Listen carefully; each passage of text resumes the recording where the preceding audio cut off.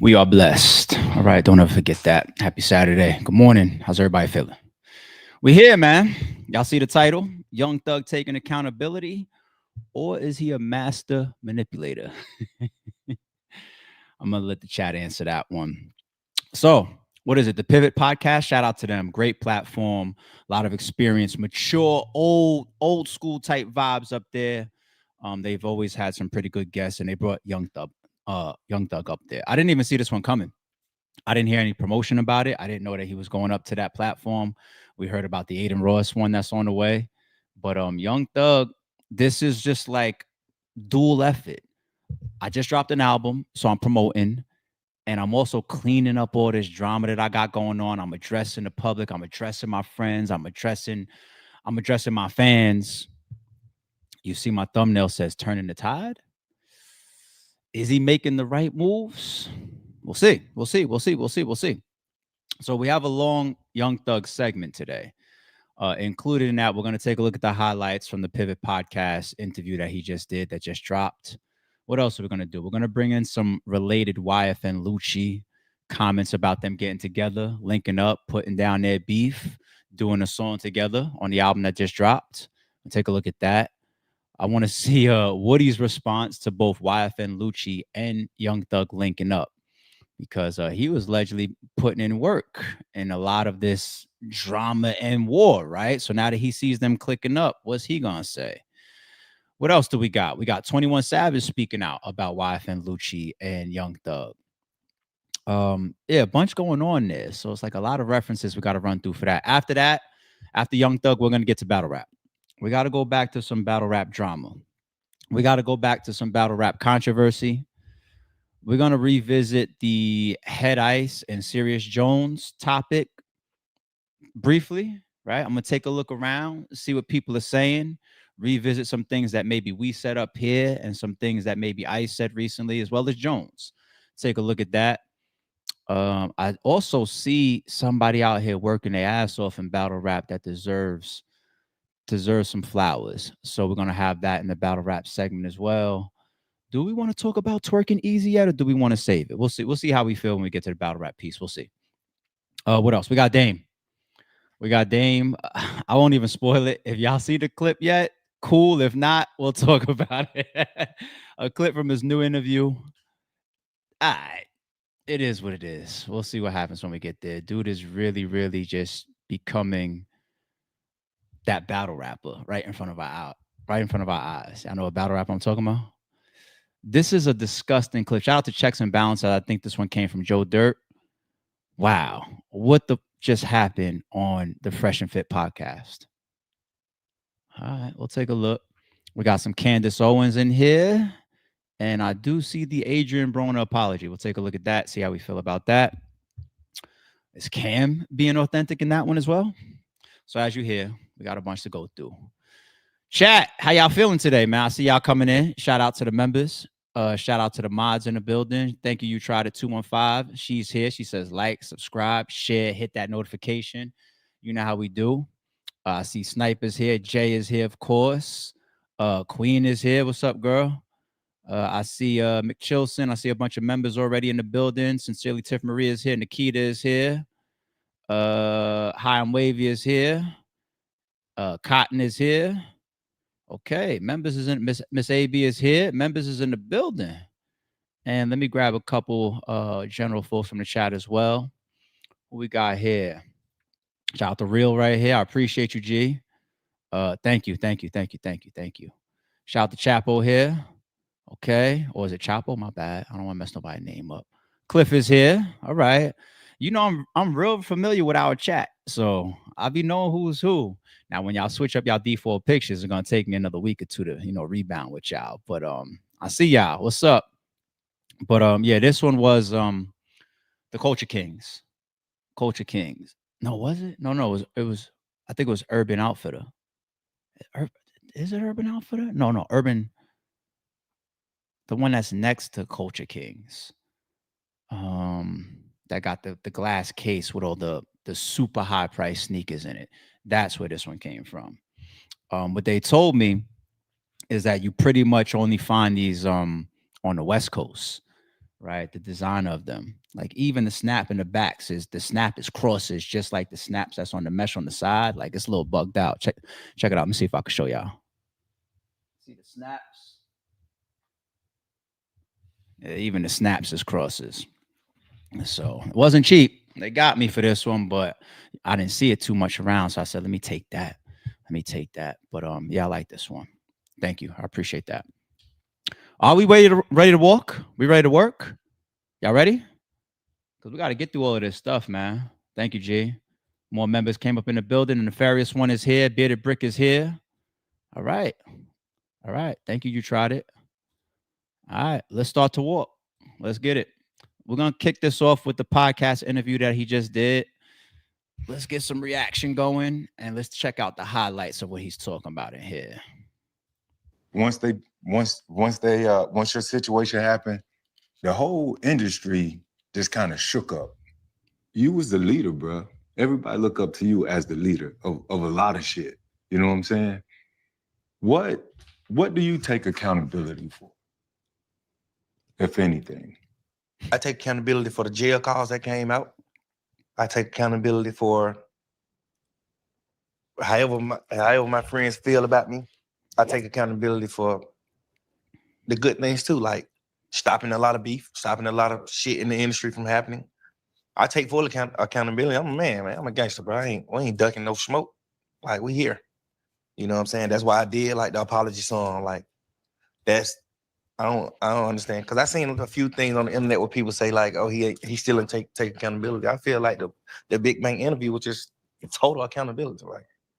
Like I told you exactly what I did. I told you what I felt like I did wrong. I told you everybody how I felt.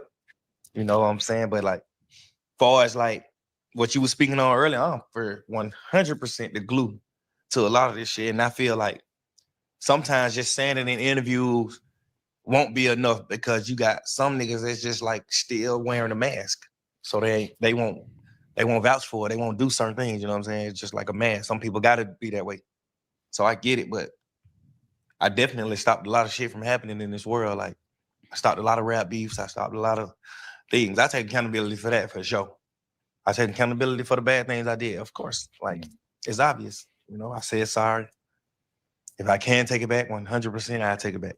No, but a lot of times, because you mentioned whether or not you didn't know if you were depressed or not, and like coming up in certain environments, you know, we put this mask on, right? And our environment tried to shape us to be tough and had that mask. You ever consider therapy though? Like really sitting down with somebody? And not to say it doesn't make you less of who you are, because you're gonna be that at the end of the day, but just to hear from a different perspective. I ain't never really considered it. I always felt like I had OGEs. Like, I always telling you the same shit that you already know. I feel like a therapist gonna do the same thing. I feel like possible. I feel like we know better. We just gotta do better. You know what you don't supposed to do. Like, you don't need me or now one of them or no therapist to tell you.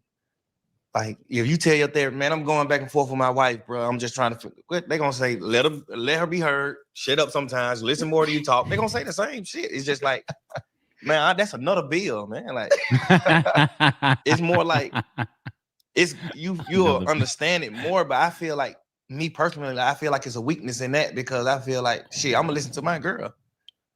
Like, I just listen to my girl. Or I listen to my little sister, my big sister, my big brother, my dad, my mom, my OGs. I listen to y'all. Like, it's really a... Oh, I hope I don't get in trouble for one of these takes. All right, let's go back to that first piece, the first question. The accountability has Young Thug been taking accountability? Abso-fucking-lutely. The song that he put out, that first Big Bang interview, here once again, he's apologized to a million people a million times already. The thing about taking accountability, people respect when they could look at somebody that they feel is on a pedestal, somebody that they feel is powerful, somebody that they feel is rich, somebody that they feel doesn't really have to come off of their clouds. But when they make themselves vulnerable, when they say, I was wrong, I'm sorry, people respect that. It creates that humane vibe and connection towards people where they can look at you and say, all right, you're not perfect just like me, you know. And when you do that, especially in today's world, the internet, okay, the internet is responsible for the biggest wave of attack that Young Thug is dealing with. Obviously, it's not his friends. It's not 21 Savage that's posting his album that just dropped with 20 plus million followers. It's not I don't think it's Little Baby, to be honest, because he says in this interview, everybody that those jail calls dropped on, he spoke to them and either, had private conversations, as well as said those things that he said on those calls to them already as well. He said when the calls was dropping, Drake DM'd him or texted him and said, yo, it's all good, man. Just keep working, make some music. I love you. So I don't feel like he has any issues with his friends. It's really the internet and his reputation and fans that's been attacking him. But really, when you stop and you say, I fucked up, I was wrong, I made a mistake, I'm sorry, it's like you put the wall up. So like all those fucking attacks, all these billions of people on the internet is running down on you, the wall just goes right there. And this is like, what do you want me to just keep screaming, you dissed Little Baby, you dissed QCP, he apologized. It's a wall. There's only but so much further you can continue to go. If you never take accountability, I can just keep sitting right in front of you screaming, you're wrong, you're wrong, you're wrong, you're wrong. He said, no, I already told you I'm wrong. I already apologized. Right now, because the news is so big, it just takes a little bit longer for it to, subside and drop down. All right. But the taking accountability thing, hey, everybody give him his respect as a man for doing this. It's not easy. You know how many times I struggle to take accountability for things with just one person that I'm arguing with? He's arguing with a billion people taking accountability. That ain't fucking easy. We're gonna call a spade over here. All right. So shout out to Young Thug for that, man. Like that shows real man shit. It really does. Now, here's the one where I don't want to get in trouble for, hopefully. Okay. The second question. When he's asked, do you ever think that, or ask yourself, do you need therapy? The reason why I don't want to get in trouble is because I'm going to purposefully make the words more abrasive, even though I have the same opinion as Young Thug there, me personally. I'm going to make it more abrasive by saying I never believed in therapy. I hope I don't piss anybody off. There are some people that I think it works for. Some people that it helps. Once upon a time, I wanted to be a psychiatrist. I thought that was going to be one of my callings because I always had a lot of friends that always asked me for advice in school. And I always gave great advice and I helped people make life-changing decisions. Real shit. So I always felt like, yo, wouldn't it be dope to get paid on some analyze this type of shit where Robert De Niro comes and he sits down in front of me and he tells me all his problems and I just give him educated opinions and feedback and he's able to run off and say like, okay, like I didn't think about this, so let me do it. So the key there to me for a therapist is having the thought that the other person or your client just doesn't have. So it's like, I don't want to tell you that I'm just being smarter than you or thinking more deeply than you did on your own. Why is your wife mad at you? Well, here's maybe 10 possibilities. Am I going to nail it with one of these? And you didn't think of even half of these? My mind just went to places that yours didn't. So I kind of do respect what Young Thug is saying. It's like everybody keeps asking him that. Like you have this depression or you have these scars from your childhood. Who the fuck don't? Everybody got fucking scars from their childhood. Thank you, Tay. Everybody got scars from their childhood. Everybody came up in ways where it's still sitting on us to some degree. We still got certain chips on our shoulders. We still have certain ways about us that came from our mother, our father, our brothers, our surroundings, our environment. All right. Me, I feel like Thug. Like now I gotta go walk in and sit down with a stranger and let them peek into my mental and tell me things that I need to change. I'm supposed to know that. If I don't know that, newsflash, people, the world gets way fucking harder than that. If you can't figure that out.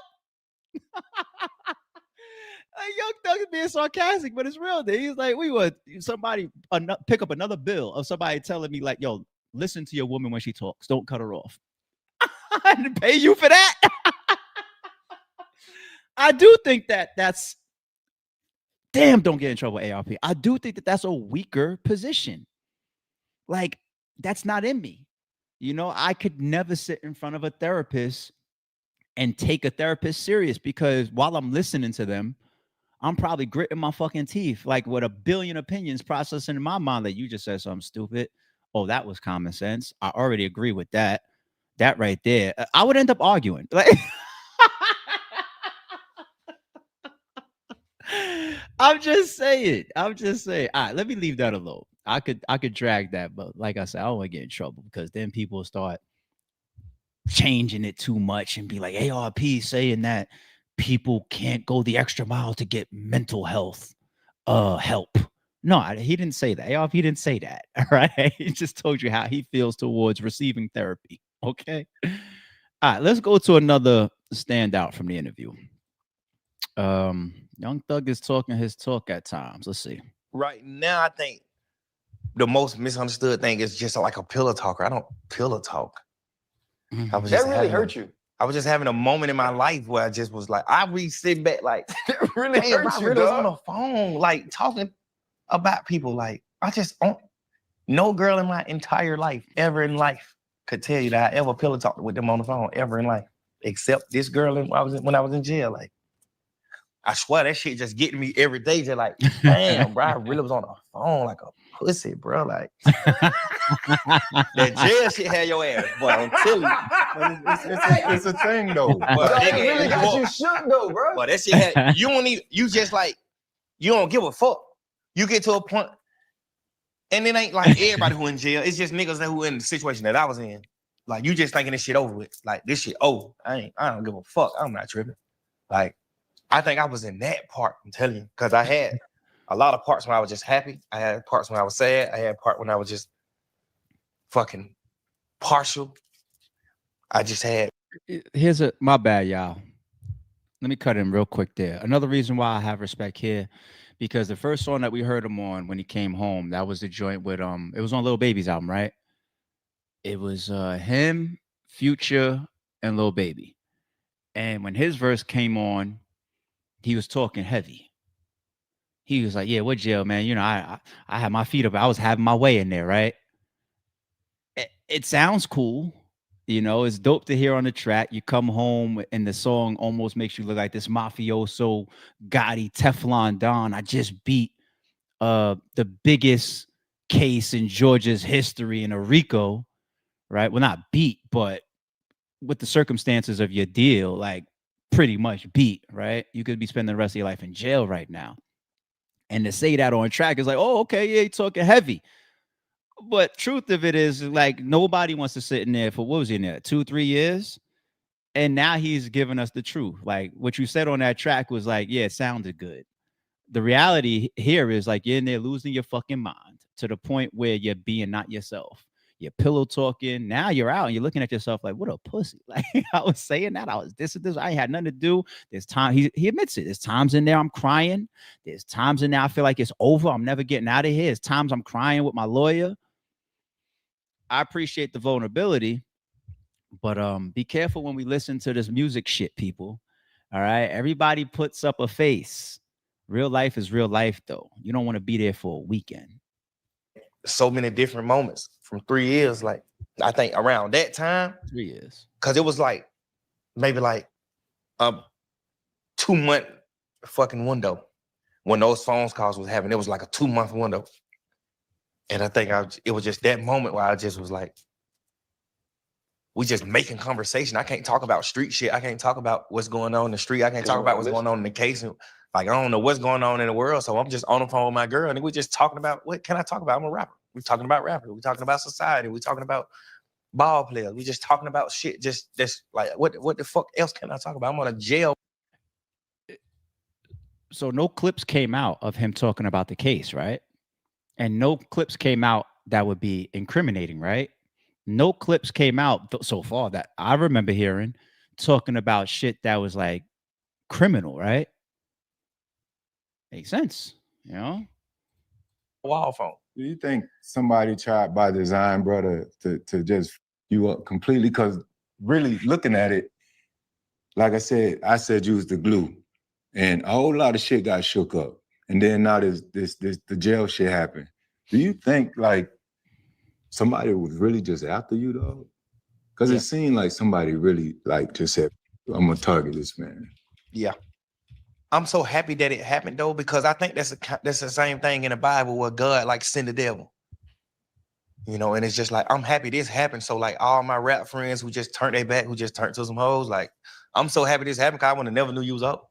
I would have never knew you felt a certain type of way. Like, and you can say what you want to say about me. I don't care. I ain't tripping, but it's just like me and you know, we done had them long, dark talks, nigga, why I done try to save your career. You done had them talk where I try to save your relationship, your marriage, and I done did shit for you in the streets. Like, nigga, and I done did too much shit. We got too much history. Like, you know me. So, and besides all that, nigga, I told you to your face. Every one of y'all niggas. Every nigga who I had a phone conversation with on their phone in jail, I done told every one of them. Now one of them can ever in their life say, me and him didn't talk about that. Me and him didn't, he hasn't said those words to me. I said, no, every exact word to every one of them niggas. Everybody. You know what I'm saying? So why does it bother you so much then? I think it bothered me just because it's like, even though I done had the conversations with my bros with the shit like that, it's just like, it just seemed to me looking in, just not as thug. Me just being a regular civilian, I just look at it like corny, like, damn, bro, it's lame.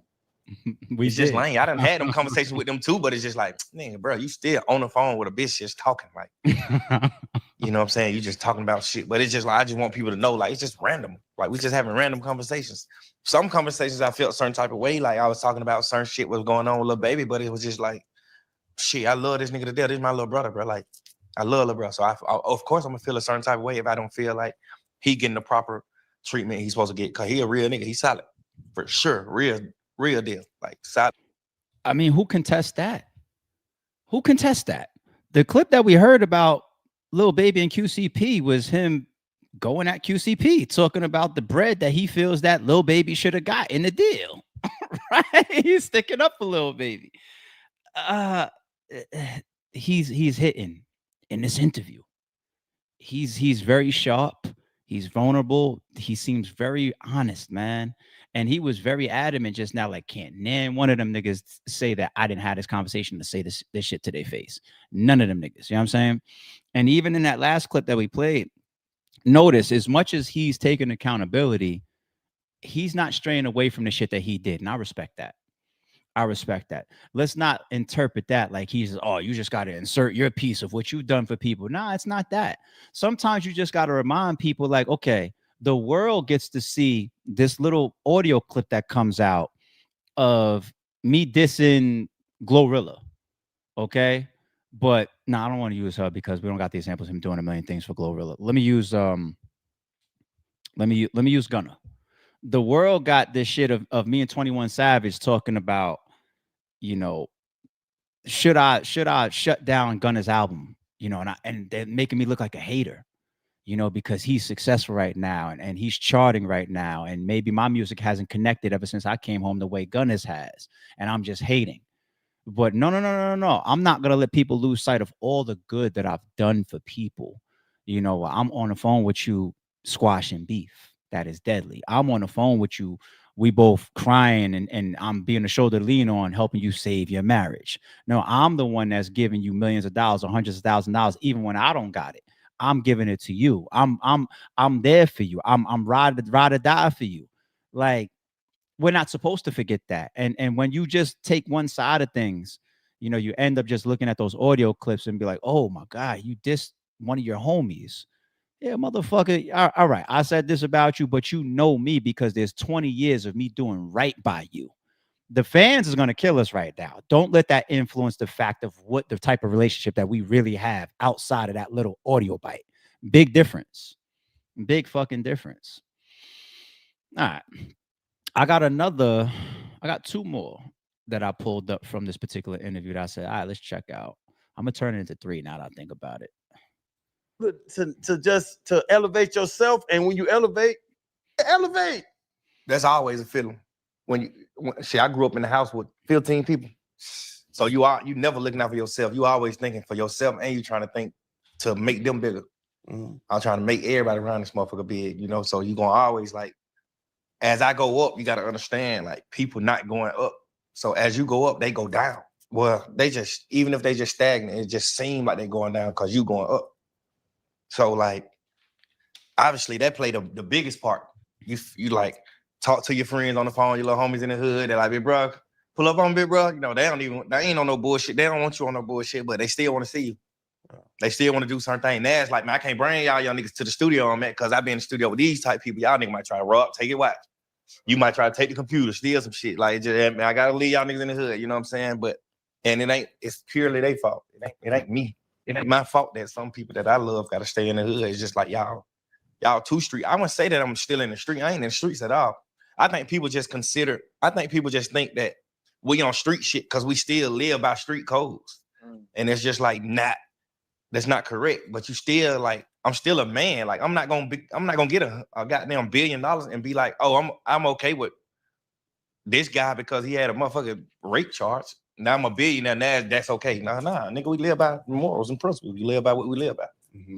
You know, I look at it like my brother had a life sentence for somebody telling me. So I can't deal with a nigga that tell, bro. I can't deal with a rat. My brother had a life sentence because somebody told. And he had the right and he had the first chance to tell, to get out of it. And he didn't. He just took it like a man, you know what I'm saying? I feel like them type of people raised me. So there's 3 there. The constant progression where you separate from people intentionally and unintentionally. It's such a powerful thing in life. You just can't bring everybody with you. And it's not just about climbing a ladder to success, right? It could just be, this friend is loud and I'm going to a quiet place. I'm going to a library. Like, don't bring the loud friend. It could be simple shit as well. But it's not easy to do. It's like when I look at my circle of friends right now, for the most part, almost all of us do similar shit, whether it's the type of work ethic, whether it's we all are gym heads, you know what I'm saying? Everybody works out. A bunch of us are homeowners. We're all homeowners. We all have kids. Like, you know, it's a lot of these things that people, because birds of a feather absolutely do flock together. But sometimes your feathers, or those people that you identify with, you know, you came up with them, but life just put y'all in different spots. You know, I'm in this state, you're in that state. I'm going corporate, you're staying street. I'm trying to elevate, or I'm on some, let's be more quiet and politically correct and navigate, and you're Dame still being abrasive in every fucking meeting. You know, people, they come in together, but life makes them go like this. And those same people will fuck you up one way or another if you stay there. So I like what he said about that. You know, I also like the comment of, you know, I'm not in the streets, you know, but just because I still apply certain street shit or man shit, people think that is tied to street mentality. You know, you have to look at that. You have to differentiate. You know, I gave an example of you know, I still live by certain codes, like you can't have no R charge or nothing like that. Well, be careful though, because we just watched you 2 days ago going to court to support Metro Boomin, right? It didn't say flat out R. It was like sexual assault that it said, right?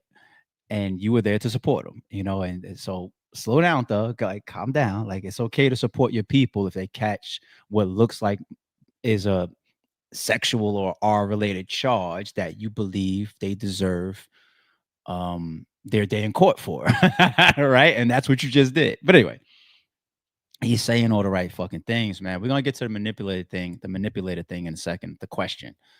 But hold on, let's go to, this is the last highlight that I want to bring up with y'all.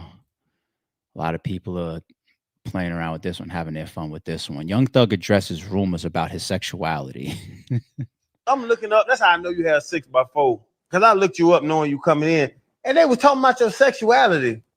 And I'm like, bro, he has 6 kids by 4 women. Like, nah, he's a heterosexual. Is that 100%? Like, I assumed it that you're a heterosexual. Yeah. You know, I don't got no problem with G. You know what I'm saying? What the Can't even community? say I don't right. got no problem with the community, man. LGBTQ and all that. Yeah, I ain't got no problem with all them with the alphabets at all. But you. I'm a straight woman. I don't want man. Listen, ain't nothing going on with no man. But when I heard him talking about, I'm like, no, Thug. Man, you know that's why I said like your mind be so far gone, you had to dumb it down. Like I've been had like black painted nails, right? Rock star. I've been painting my nails. I've been wearing dresses. I've been just doing like the pop star, the 2050. I've been doing the 3000. I've been doing the far away. It's just like I just had to stop doing it. I just had to dumb it down because it's just like the world ain't on it. The world couldn't catch on to it. Like you feel like you allowed, because you seem to be very, very solid and also strong in what you believe and what you think and what you love and what you enjoy. So you're saying that you actually changed some of those things, whether it was the dresses. By the way, that's one of my favorite albums when you had the dress on front of it. So I don't care what the hell you had on. You was rapping your ass off. Yeah. But just in the sense of, do you feel you allowed the world to change things that were authentically you in order to be more understood? Yeah, overly. Really? Yeah. It's sure. Like I just passed it down to like Uzi Vert, Playboy Cardi. I just passed it to them like, hey. I'm looking up. That's how I know you have 6 by. All right. I mean, we could chop that fable real quick.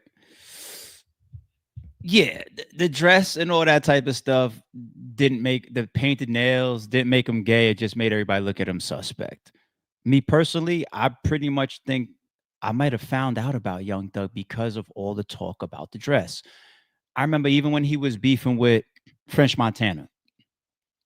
French Montana was calling him out like, oh, you wore a dress or whatever. Young Thug replied by saying, I put that dress on in your video or on your song, you know, to give you that extra look because I thought you was a good dude or I fucked it. You know what I mean? Like he mentioned it almost as if it was a costume, you know, in the middle of a beef, something totally unrelated. And when you look at the Playboy Cardis of the world, when you look at the Little Uzi Vert to me is he actually stands like a woman, like a woman sometimes, like with the feet pointed towards each other and with the bag on his arm. Like I think he's doing way more than Young Thug did, like Little Uzi Vert. What's so crazy, what I'm about to say is I don't even be calling Little Uzi Vert gay. I just think that there have been artists over the years. Now, if I found out that he was, I'd be like, well, he put all the signs in front of us. But the reason why I'm not jumping out there, and I didn't back then and say Young Thug is gay. I didn't say Playboy Cardi. We brought it up on a stream on accident. We was on a particular topic and they had a picture of him. He had a thong on or some shit, Playboy Cardi. Right. And then we just spoke about Little Uzi Vert. So when we look at those three people, I never really looked at any of them like they were gay. And when I say gay, I'm talking about literally a man, homosexual that is sleeping with men. Right. I just thought that they were doing suspect feminine shit that ain't for a lot of men, ain't for a lot of us. Like the nail stuff, like even Drake. Nobody calls Drake gay. But Drake be popping up in how many selfies with painted fingernails and shit. And men be like, oh, women too. A lot of women be like, oh, that's for us. Let us keep the nail thing. But nobody calls Drake gay. It's just these other guys take some of that shit above and beyond. And dare we say, the dress shit was one of the jumps in his career. I'm not saying I would do it if I was a rapper. When The Baby came out, he was running around literally wearing a grown man pamper. Right? People do what they got to do to get on. I'm not saying, once again, that I would do it. I never thought that Thug was gay. And then later on, as we got to know more about him and watch him a little bit more, it was like, yo, this nigga's a fucking, he's in all these beefs and he's always riffing with people. He's, you know, got a lot of cosign, a lot of street people around him. And there's a whole gangster. Doesn't mean that there's not gay gangsters. Go watch like the Narcos series, right? Like he's a whole homosexual with a boyfriend and he's one of the most feared people on the show. Right? But I just never got like, yo, he's with men from Young Thug. I just thought that he was just doing too much that makes people uncomfortable, men uncomfortable. Like what is that? So he answered it for y'all. You know, I think also now that he is in a position that he's in and he's such a big artist, now looking back, he doesn't like it because it's still there. People are literally, as we see, still asking him that question.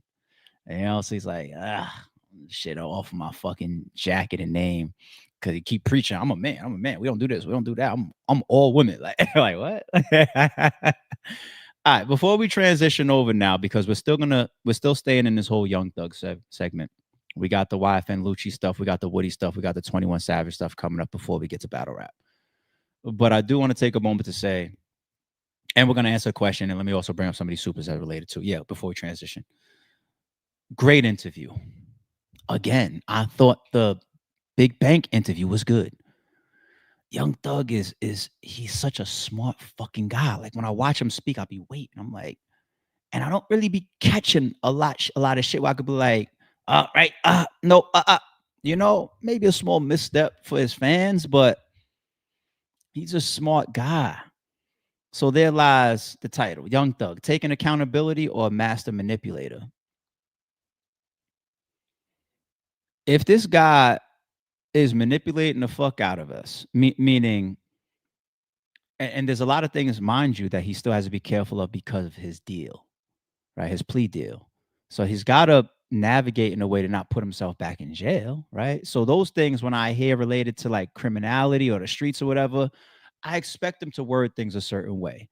I wouldn't interpret that as manipulation. I would interpret that as him doing his dance and his 1-2 to abide by what he needs to abide by. Everybody would know what that's about, okay? But us, the people that are looking at him and saying, what do you represent? Are we being manipulated by the guy? I'll tell you this. I lean more on the side of, I think he's taking accountability, and I think he's being honest, and I think he's being vulnerable.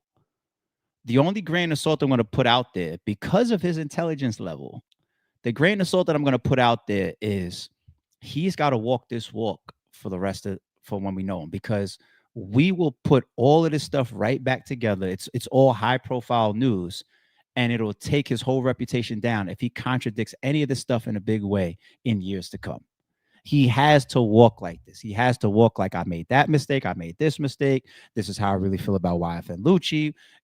We can't go 6 months from now and turn back around and say, you did all of that shit for your album rollout. Those interviews, you knew your album was coming. You even got a song named Whoop-De-Doo on your album, right? So it's possible. I'm gonna give him benefit of the doubt, because I think I like his delivery is genuine enough for me to give him that benefit of the doubt. Okay, but grain of salt. We watching you, Thug. We watching you, nigga. But another great interview. Shout out to the Pivot Podcast. Wouldn't it be shitty if now he gets up to Aiden Ross and like that's the third one, and that's the one where he crushes himself? It's just like, we told you not to fucking go on this guy's platform anyway. Like, all right, let's oh, my bad. Because these are related, let me grab these real quick instead of waiting to the end. Miss AB said, I said that from the first interview, therapy. So that it did come up in a Big Bang interview, along with all that depression talk. Remember, he teared up in that interview. He was way more vulnerable, and well, I should say vulnerable, way more emotional in that interview. So change behavior is the best apology. Anyone can say they're sorry. Just my opinion. I'm with you, Jay. I like to see both. Don't punch the girl in the face, apologize, and then beat her ass again next month. Like, yeah, you know what I'm saying? So the behavior along with the apology, because the reason why people want the apology is because the acknowledgement is a big thing. Acknowledging that you were wrong, acknowledging that something happened. You know, you can have changed behavior over time, and people are like, all right, cool, the outcome makes sense. But being able to approach the person, because I'm guarded until you can address it. I'm on guard, you know, in one way or another. And then you apologize, you accept accountability. I'm able to feel less guarded. I'm able to relieve myself of that tension. And then in time to come, we see the actions apply, right? So I'm with you, Jay. Miss AB says, if he heals, he can help influence others to do the same. Break these toxic cycles within ourselves, families, and communities. That would be real growth. Definitely wishing him the best. Me as well.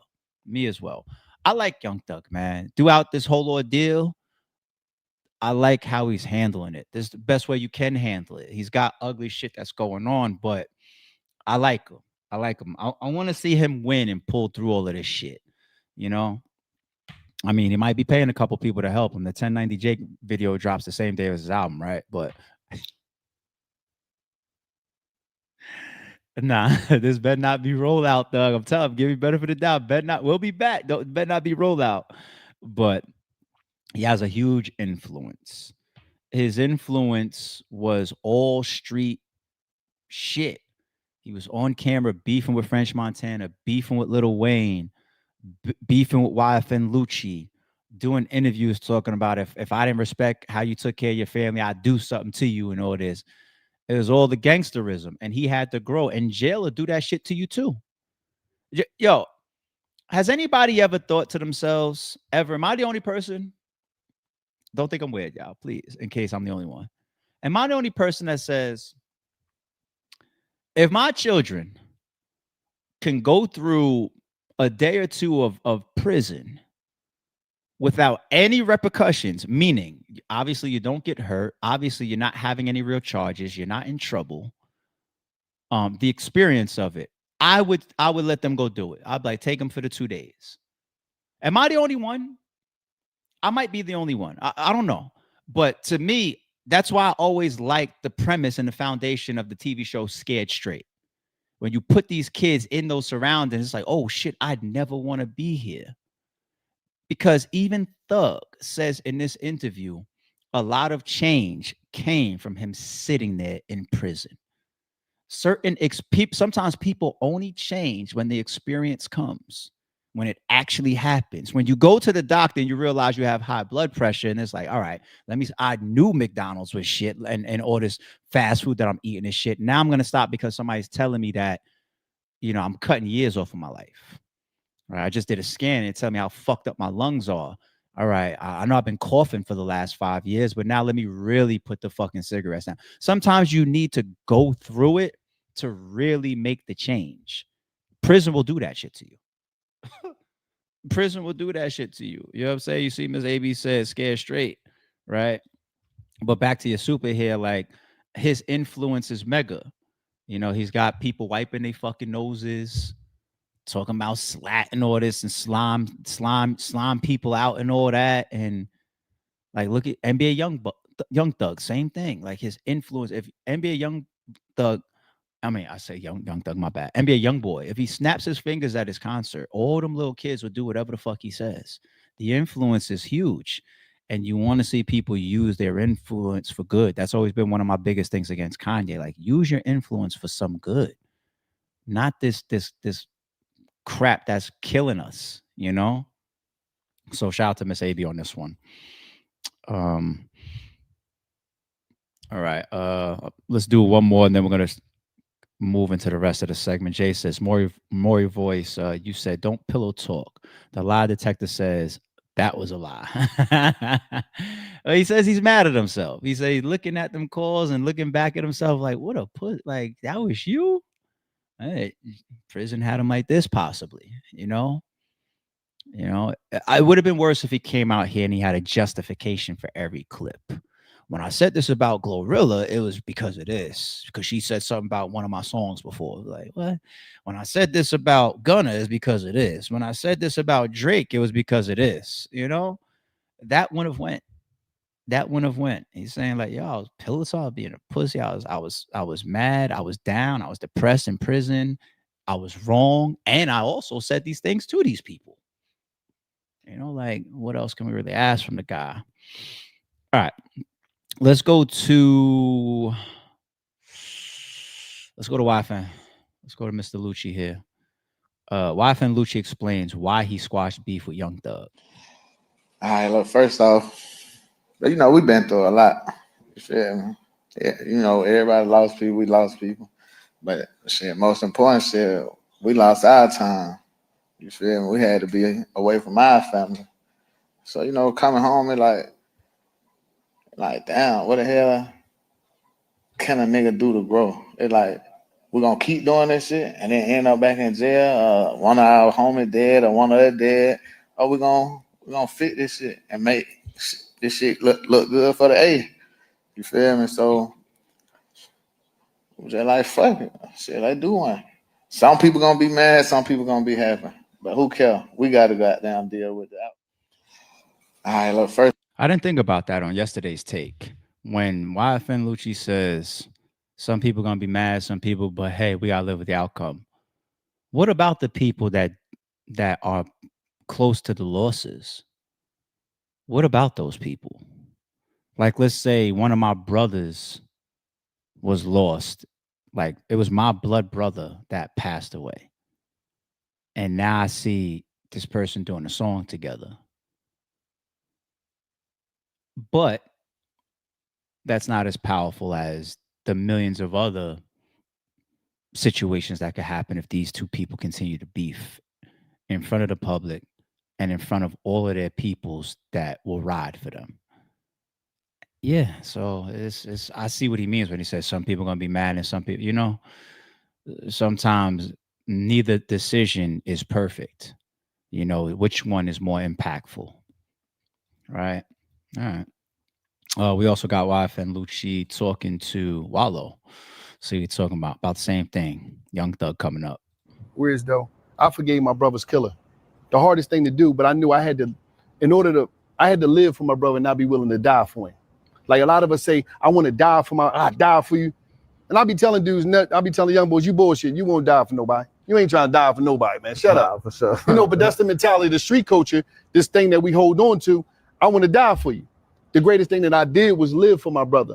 So how do you, because the maturity is just unbelievable. Being in prison, talking to Fly, how do you be able to say, and I'm gonna just be real with it, how do you be able to say, you know what, Thug, y'all, it ain't that no more. It ain't no issue. Like I done went to prison. Okay. I ain't on no street shit. I ain't on no gangster shit. I ain't trying to be the tough guy. I ain't none of that. Yeah. So I ain't stunned that shit. You feel me?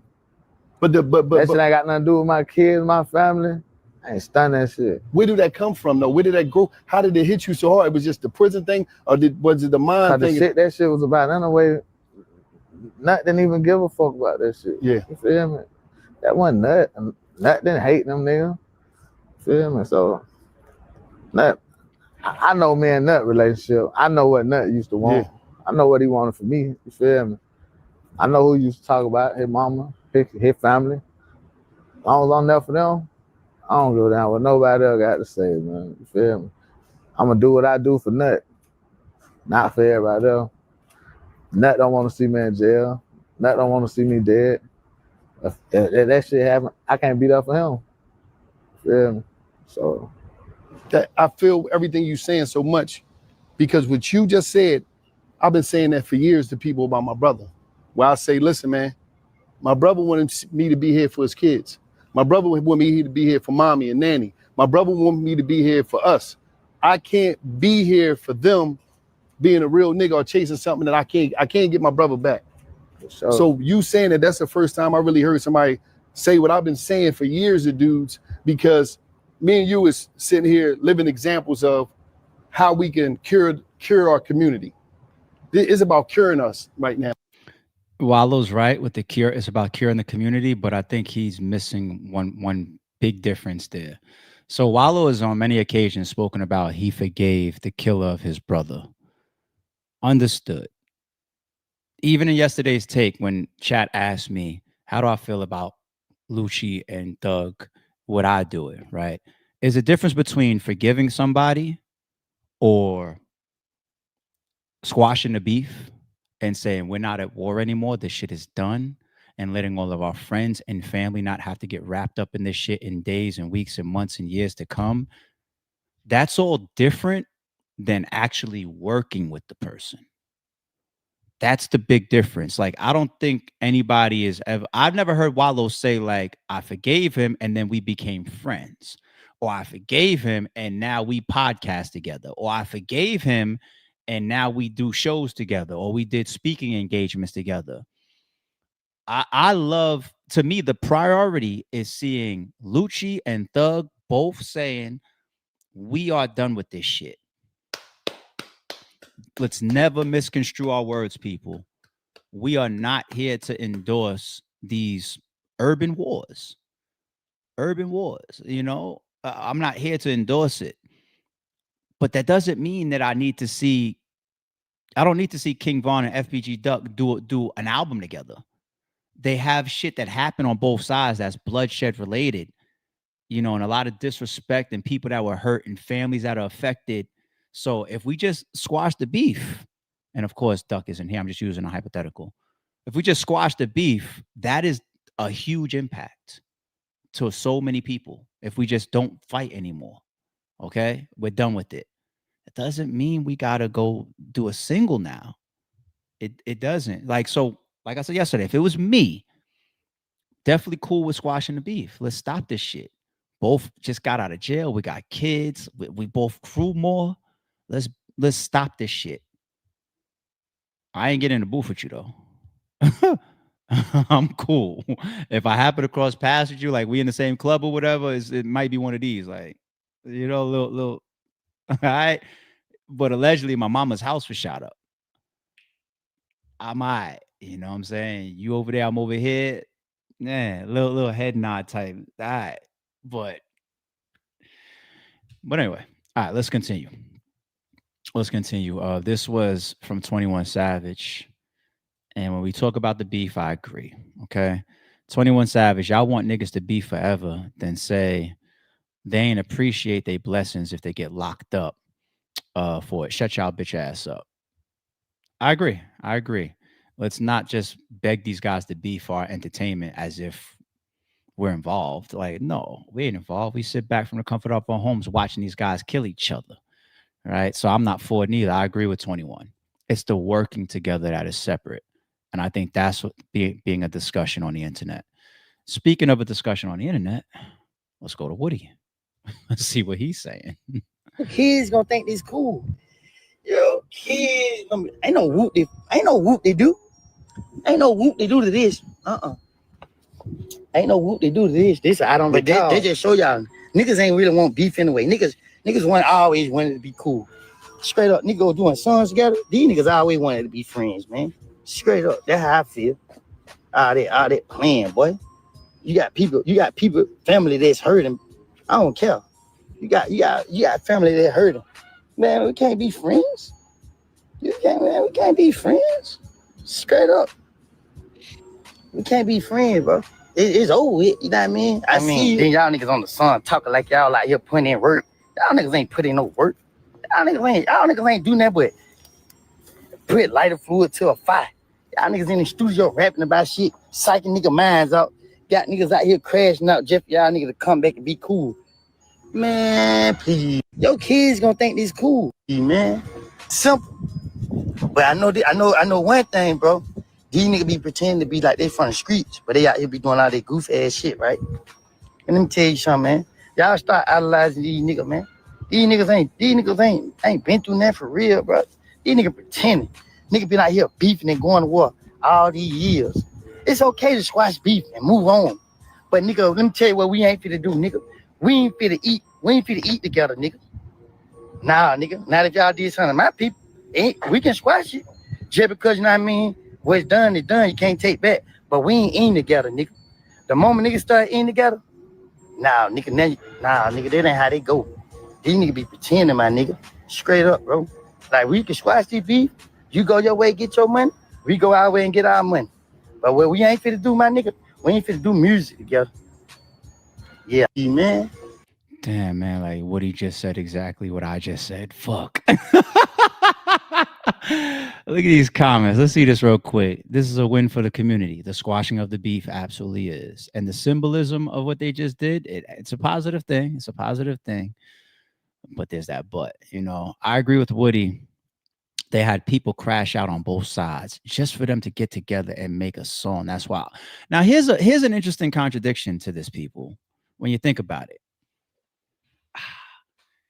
Young Thug had an audio clip when 21 Savage was telling him, hey, man, I disagree with you. What you need to do is play it this way when it come to Gunna, and you could still come out and say that he good and make money off of him. You know what? Remember what Young Thug said to 21 Savage? He said, would that make my brothers feel then? Like, because they following my lead on this. So when you look at Dirk, when you look at Future, when you look at people like you, when you look at people like Wham, that already separated themselves from Gunna because of my position, and then here I go, I put my arm around them. How y'all gonna look at me? That's what Young Thug said to Savage. That's what Young Thug said to fucking Savage. So that is a contradiction then to the people that were riding for you, taking your orders, maybe like, let's say, allegedly Woody being one of the soldiers moving around based on what higher up people above him feel, allegedly.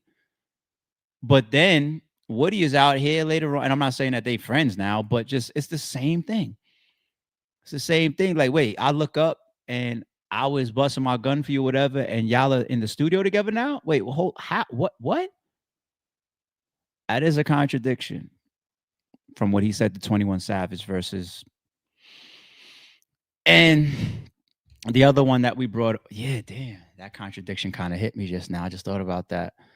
Was it Jay? Somebody that put in the chat, he squashed it with YFN Lucci before he did with Gunna.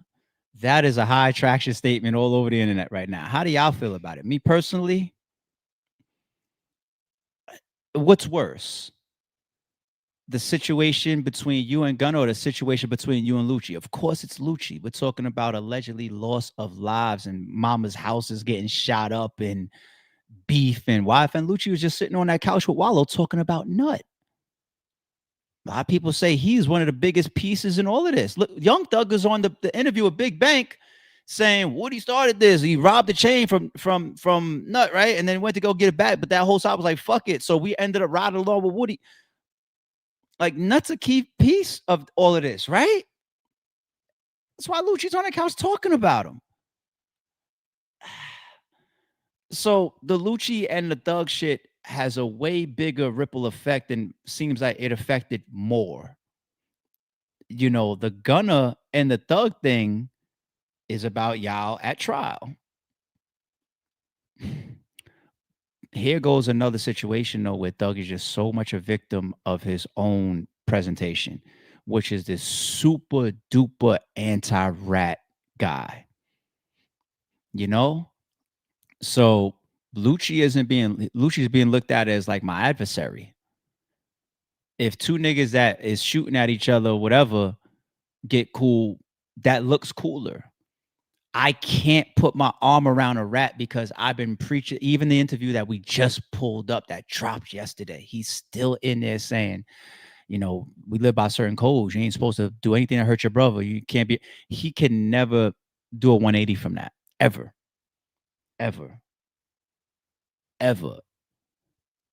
If he puts his arm around Gunna, everybody just goes, oh. The impact of that might even be worse than seeing him work with Lucci, even though Lucci in his situation is worse. How ironic is that? If he popped up what would go crazy on the internet right now? Thug popping up with a song with Lucci or Thug popping up on a song with Gunna? They like, nigga, you got a song with him after all of this shit? What the fuck? Yes, ma'am, he does. Can't. Victim of his own reputation. He can't. So as much as logically we ask that question, how come him but not him? He can't. Boy, oh boy. All right, closing out this segment. Yesterday, let's bring this up. Yesterday, Ceddy Nash started an exposure, allegedly, towards Roscoe. So he got paperwork saying that Roscoe's a snitch.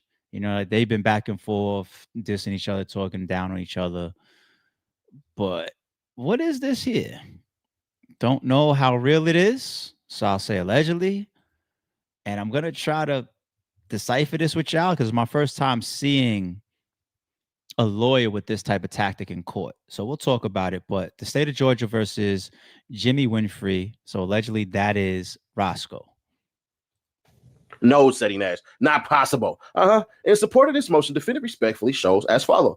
Propose findings of fact. Defendant Winfrey turned himself into authorities on 6/1/15 in Cobb County, Georgia, for an incident that took place on 4/26/15. Defendant was indicted for a violation of RICO, which was returned 6/25/15. However, throughout the racketeering indictment, the state alleges that Jeffrey Williams, aka Young Thug, and Brian Williams, aka Birdman, were involved in the shooting of the tour buses that belonged to Dwayne Carter, aka Lil Wayne. Really? How did they figure that part out? The events leading up to the shooting, as stated in the background section of the racketeering indictment, as follows: Brian Williams, Dwayne Carter, Jeffrey Williams, and defendant Winfrey are purportedly blood members. PB, I thought you was great. But anyways, Brian Williams and Dwayne Carter had a financial dispute over monies owed to Dwayne Carter. Jeffrey Williams supported Brian Williams in a dispute, and this caused problems. This is why I say, motive-wise, Thug wasn't supposed to be talking about Lil Wayne and Baby and him and Roscoe. Like, anyway, we did that yesterday. Go back to yesterday's stream.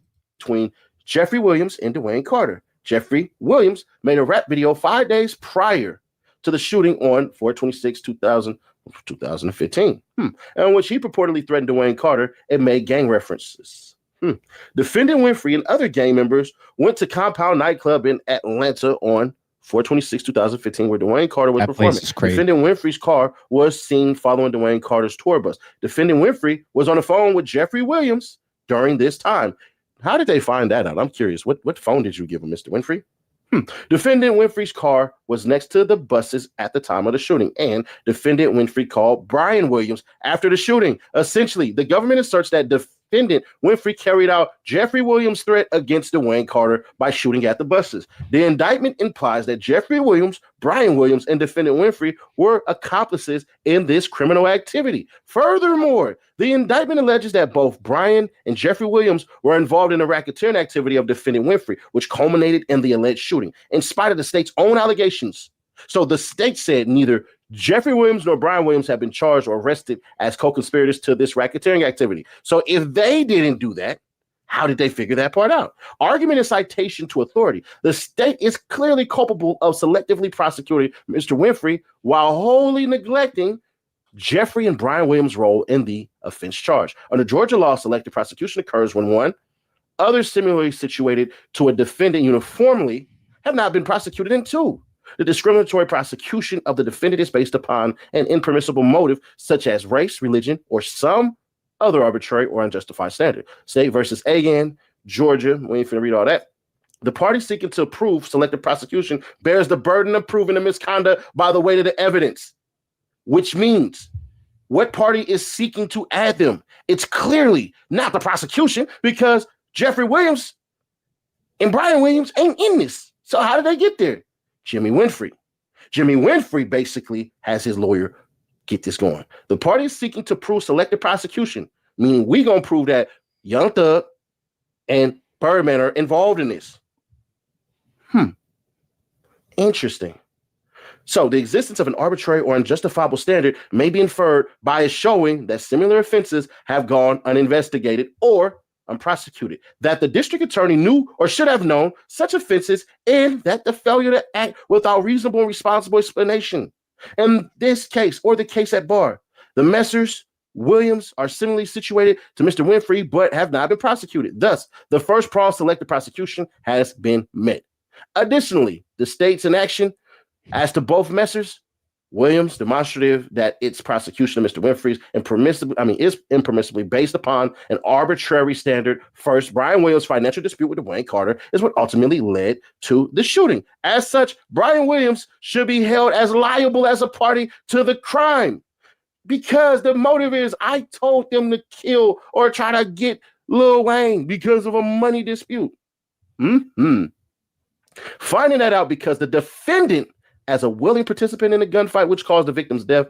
Well, we're gonna go right back. So what they're saying is C. Smith versus State, finding that because the defendant, as a willing participant in a gunfight which caused the victim's death, was thereby liable for felony murder as a party to the crime, even if he did not fire the shot that killed the victim. Further, Brian Williams made threats to shoot Dwayne Carter on his Instagram account 5 days prior to the shooting. So it wasn't Young Thug who did that. It was who?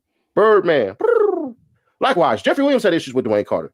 Jeffrey Williams made threats to shoot Dwayne Carter on a music video prior to the shooting. Brian Williams and Jeffrey Williams' actions, as alleged by the state, make them parties to the crime in an incident case. The state has, nevertheless, failed to charge Brian Williams and Jeffrey Williams in this action. It is without any reasonable explanation. In fact, the government's response, if any, in validating its actions and not prosecuting these two men would defy credulity. Under these circumstances, the existence of an arbitrary or unjustifiable action can be inferred on the part of the state. Thus, Mr. Winfrey has met his burden of proving the state has engaged in selective prosecution, and thus the indictment against him should be dismissed. Wherefore, okay, did we catch that? We understand what that's about. DW, man, DM me later on, man. Tell me if we close to understanding what's happening here with this. That Ceddy Nash exposed. And let me double back real quick. Ceddy Nash said those guys should have been charged or they should have been involved in, or it seems like that's what the lawyer, allegedly Roscoe's lawyer, is explaining. Like they should have been involved. I think the tour bus stuff, when you say that Baby allegedly said that he was going to shoot Wayne days before, whatever, and Thug allegedly has a music video where he talked about shooting at Wayne or something like that. This is the type of stuff that would make them suspects. But hey, this would actually make Thug look good because obviously we want information about this tour bus shooting, hence the whole 2-hour interrogation audio with Young Thug. And if you're asking him about, so why would they have issues? You know, Baby and Lil Wayne and Baby, and give me some more information. And they never got charged. You know, Baby never got charged for the tour bus shit, even though they saying Roscoe called Baby after the shooting. So you have ties there. You got audio and interrogation narratives and motives getting discussed. But maybe they felt like they'd never had enough evidence for a grand jury when it comes to people like Baby. Maybe you just didn't have hardcore. You know that Baby got money. You bring him in here. There's going to be a high-profile case. He's going to have a whole all-star Brian Steele type of team. And all we got is this guy called him after, for the most part, and a bunch of going back and forth over money on the internet. Do we really have evidence to say that he sent that? Hell, we just watched Govin beat that with the Young Dolph shooting, right? So maybe Baby never got charged in this for a reason. But this whole thing about selective prosecution, so that's a new legal term for me. It's obvious what it means. It's like selective politicking, like why are you choosing this but not this? And you're supposed to be standing on the same for both. So if this paperwork is real, what is breaking down is that Roscoe's lawyer went and submitted a filing saying my client has selective prosecution happening in this whole ordeal that's happening. And because of that, he should be let out of his situation. Kind of like saying, if you didn't charge Wayne and you didn't charge Baby, and there's evidence tying them to this situation that you're blaming my client for, that's why he mentioned the video of Young Thug saying he's going to shoot and the call the Baby, you know, or saying he's going to shoot Pryor as well to Lil Wayne. If you didn't charge them, let my guy go. Oh my God. The rules of snitching, if this is true, it just now, you know, there's also an out. If this is real for Roscoe, that's just my lawyer being my lawyer. But then your lawyer being your lawyer could also be that third party cooperation type of shit, right? Now you can't really use that.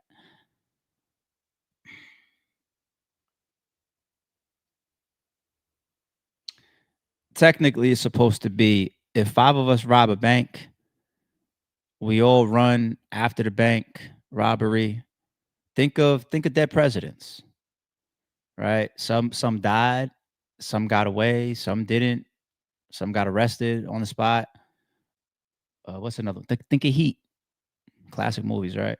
Some get away, some get shot, some, right?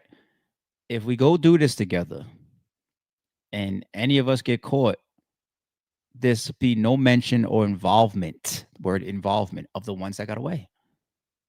Who was that you was with? I'll tell you our story. Even with me, like I had a situation.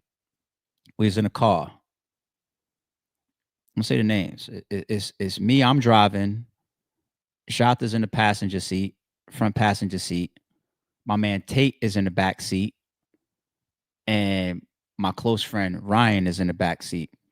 Ryan is the guy that when we played that footage the other day, the Hollow versus Math footage, when things got tense, Ryan is the one that you see walk to the front of the stage. He's got a red hoodie on. He looks like a little pit bull security guard. He's not a security guard. It's one of my closest friends I grew up with, right? So when things got tense with Math and Hollow, you see him come stand next to me, right?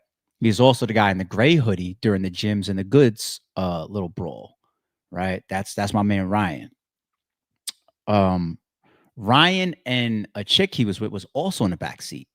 So there's Tate, there's 3 people in the back seat, Shot in the passenger seat, and me driving.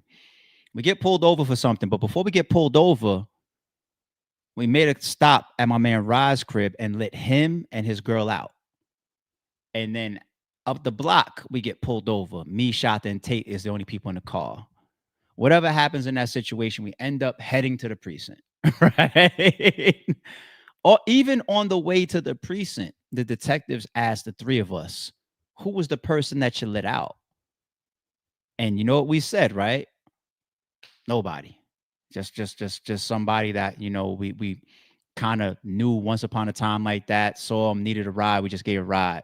Friend of yours, what's her name? Like, nah, you don't got nothing to do with nothing. You don't involve them.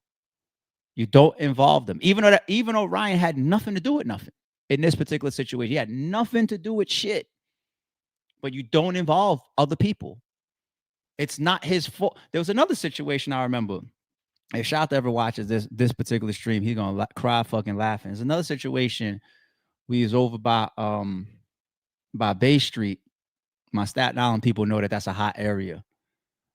And these detectives, they knew us for certain reasons. And they shouldn't have, but they did. We pull over. It's me, my man Adrien. It's people you see on my gram and everything. I think Ant might have been with us. Shotha. We pull over. Shotha goes out. He walks into the store. Detectives run down, pull us out the car, start flipping the car. No warrant, no permission, no nothing. They just know something is in there because they swear they know us, right? Start flipping the car, right? I look to the side. Shotha comes out the store, sees that we hemmed up, and goes like this.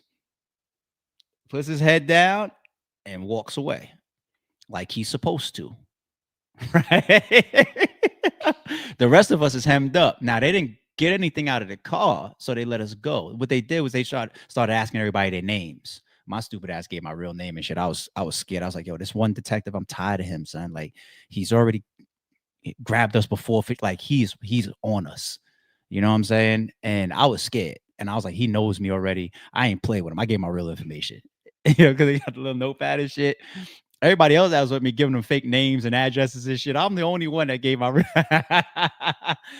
point being, though, there was no, yo, we all together, right? We all got it out to say no, you don't add anybody. You don't involve anybody that just happened to get away. They just happened to get away. You know, that is ratting. So if that is what happened here, where it's involving other people with accountability to a shooting so that you can get off, I don't know what else to call that of what this lawyer is trying to do here with this selective prosecution. I don't know what else the lawyer is trying to do there. Y'all help me out. You know what I'm saying? I don't know if this is all real. It's all alleged. And DW, I'm doing my best to try to navigate with this selective prosecution shit. It's my first time seeing it. But I'm going to stop there, people. All right. I'll leave it there. I want to do a little bit of battle rap. We good? We good on this Saturday morning? It's only 9:15, right? Still early. Still early. Young Thug taking accountability or master manipulator? All right, let's go to battle rap. I want to go back to the Head Ice and Serius Jones thing. it's got a lot of additional legs for the Hip Hop Is Real interview that Ice did, right? So I saw my fellow bloggers picking it up. I saw more people talking about it. I even got hit up about it. Somebody asked me a question about, can a street nigga tell stuff that people got going on? Somebody asked me that on text, and I'm going to answer that question now publicly for everybody. Well, not right now. Give me a second. Let's go through this. But I said, let me come back to the internet and let me just search Head Ice. And I think I searched maybe this week. So shout out to this first video that I'm bringing up. Let me give him a shout out. This looks like a smaller channel, but who is this? It's only got 10 views. He's got 1,000 subscribers. Shout out to Simbo Uploads. Shout out to you. You know, somebody that's possibly trying to come into the space. Well, check it out. Red flag number 1. My thing is, whatever happened, I took myself there. Cleared my name, no jail time. It was either run through the system or go talk to the ladies who running the case. Talk to the ladies, ran the case. They said go to court. Went, case dismissed, closed. That person that's sitting next to you, though, he had to get subpoenaed to go clear his name out. Y'all gotta ask him why. What he did. You know what I'm saying? I'm still gonna keep it real and not expose what he did. So I'm just gonna let you know the Box Taker song, I'm gonna have to remix that. You know what I'm saying? And then really put it on what it is. You know what I'm saying? It ain't gonna sound too far from Box. It's Top Taker, but it's not gonna sound too far. But you gotta remix it. And then you put cars out there. You didn't put me out there, you put cars out there. So if he can tell you the real story on what it is, then I have no problem letting you know why I'm free. Because he's the reason shit happened and the reason why I'm free. That's all I'm gonna say. You said. And see, this is why sometimes you gotta use the right to remain silent and just shut the fuck up. That's for real, player. Because in this case, you should have shut up. Mistake number 1. Okay. So I'm just grabbing reactions to the Hip Hop Is Real one. And respectfully, you know, Ice saying that is bugged out. You know, like I spoke to the lady that ran the case. What does that mean? Like, that sounds like a detective, to be honest. Like, what does that, and this is respect. I fuck with Ice, you know what I'm saying? But this is becoming a big topic on the internet. And I'm just like, all right, I know we covered it already. Let's stay responsible with it as possible and try to make sure that we see the details. And if we're going to continue to cover battle rap news, be as responsible as possible. But what does that mean?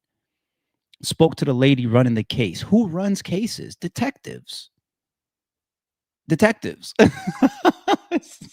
So it's just, I don't know some of the stuff that Ice is saying in the Hip Hop Is Real interview. It bugs me the fuck out. You know, I don't know what he's trying to relate there with some of that stuff.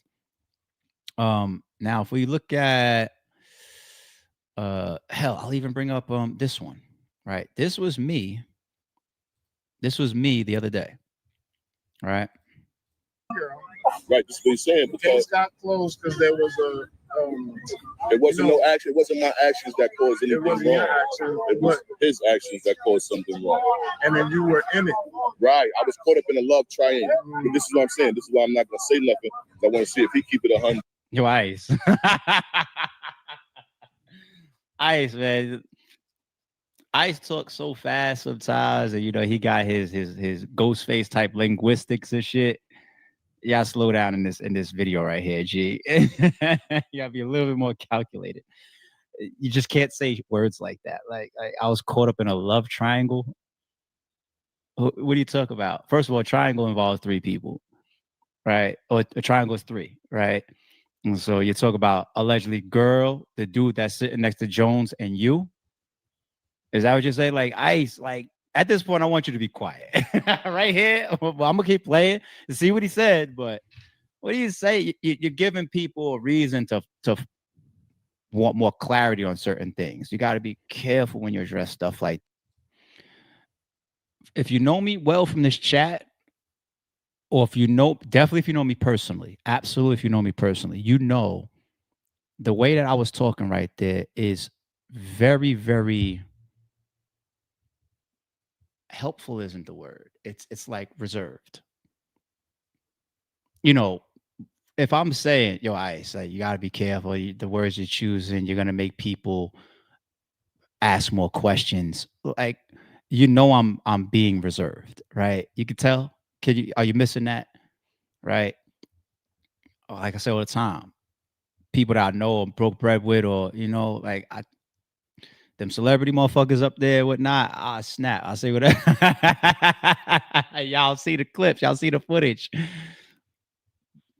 But now it's like the same thing I said there. Like, I see other people saying now, which is like, yo, what did he just say? And I was more like, I actually created something else that you would have to address again. You're saying I spoke to the lady that was running the case, and people saying, I didn't see the beginning of this, but people saying that at first you said that there was no case. And they also said in that video, there's not a case, but, you know, I went and then it was dismissed. It's just like, we got to make up our mind here, G. You know, I took one more look around just to see what some of my fellow bloggers are saying. And I said, all right, I see Piper Boy got a video. Let's check out and see what he's saying. Head Ice did say that there was no case or nothing like that, is what he said. And Head Ice, he messaged me and saying that, you know, it wasn't him and all of this. But then he did an interview saying that there was a case, a situation. Then he ended up saying that he talked to them DA people or whatever, you know what I'm saying, and he told them his side of the story. I don't know, you know what I'm saying. I do want to say a lot of people saying Serius Jones is lying. When you listen to what Serius Jones said and then you hear what Head Ice is saying, I even seen ARP, shout out to ARP, he ended up talking about it a little bit, and he even caught it, like, you know, that Head Ice kind of, you know, you said it was not a case, but then it was a case, and it was, you know, I don't know. I can't say Serius is lying. I can't say that. You know what I'm saying? I'm just saying it's a lot of inconsistencies about what's going on. So I don't know. You know what I mean? I don't know. We, you know, move past that. But as far as all of that is concerned, I don't know, man. Piper Boy just did exactly what I did in my first video. You're trying to give benefit of the doubt. You're trying to show some love. You're trying to. But when ICE decides to do an interview and address the whole world, it's the internet. Hip hop is real. It's the internet. Their platform on YouTube. You give it to everybody. So especially all the people that have respect for Head Ice, they're looking for you to clear. The title of that shit says clears his. They're looking for you to clear that stuff up that you are there to address. And then you say things that kind of makes it worse. Respectfully, you know what I'm saying? So same way I was reserved on that first video, Piper Boy just gave him the same, it gave Head Ice the same alley-oop, you know, because we look at Ice as like one of the battle rap OGs, right? So it's just like, yo, if you are ever going to address this again, I mean, you got, of course, we want the truth. People want you to be honest and you got to be genuine, but don't put yourself to the point, like respectfully for like let's say coffee, right? And respectfully for coffee, to the point where people question it so much that anytime you say anything else related, it's like at this point, things don't feel right. Where's the paperwork? You know, like Ice, that's going to be the next step. If you, unless you totally remove yourself, that doesn't mean that Jones ain't going to do what he doing. Like Jones might, sometimes you have access to some of this stuff, right? Sometimes you go walk down to the clerk and get some of this type of stuff, right? So be careful. Be careful because your reputation absolutely is on the line for stuff like this. Because Ice is a street guy. So anything about snitching or cooperating with detectives, you know, like, why don't you and that dude get along anymore? You know, like you're saying that he didn't go down there and speak with anybody. He had to get subpoenaed. That would make him look correct as far as handling stuff. Like, I'm only here because the law popped up at my front door. But you saying you voluntarily went down there and spoke with the lady running the case. What does that mean, G? You know? Respectfully though, respectfully. All right. Let me close out with this. Like I said, I was gonna answer that publicly, that question of, can a street nigga expose somebody, right? Now, of course, you're getting this answer from somebody that is a civilian. So, hey, you don't got to take my word for it. Who am I? I'm just a guy with an opinion. I'm not a street nigga. I think I can still answer intelligently enough, right? And I don't know. For some reason, I just met so many people that claim to be street niggas that haven't even done more street shit than me. Or don't even think as street as me. And I'm the whole taxpaying civilian. So I don't mind peeking in and giving my opinion on it. Like, because some of the shit that I see with you street niggas be weird as fuck. But anyway, are you a rat for exposing people? No. Like, what rule is that? Who created that? You know, I saw some of that even with Big K and Adi Boom. I seen people literally asking questions like in blogs or interviews. It became a whole narrative. Did Big K do too much? Is he supposed to be bringing out people's paperwork? Doesn't that make you a rat? What world? What world? What world? At the end of the movie Donnie Brasco, the FBI themselves walked into their little pool hall and put the folder on the table to show that Donnie was really a cop. Right? And all of them was just like, what? Lefty knew he was dead. He knew it was because I brought Donnie in. He knew he was dead. He knew that next time he got called in, he left his watch. He kissed his wife goodbye a certain way. He left his money that he had. I'm not coming back this time. You know? Like, since when is it not good for something that's not right to be exposed? No, you want to know. You want to know.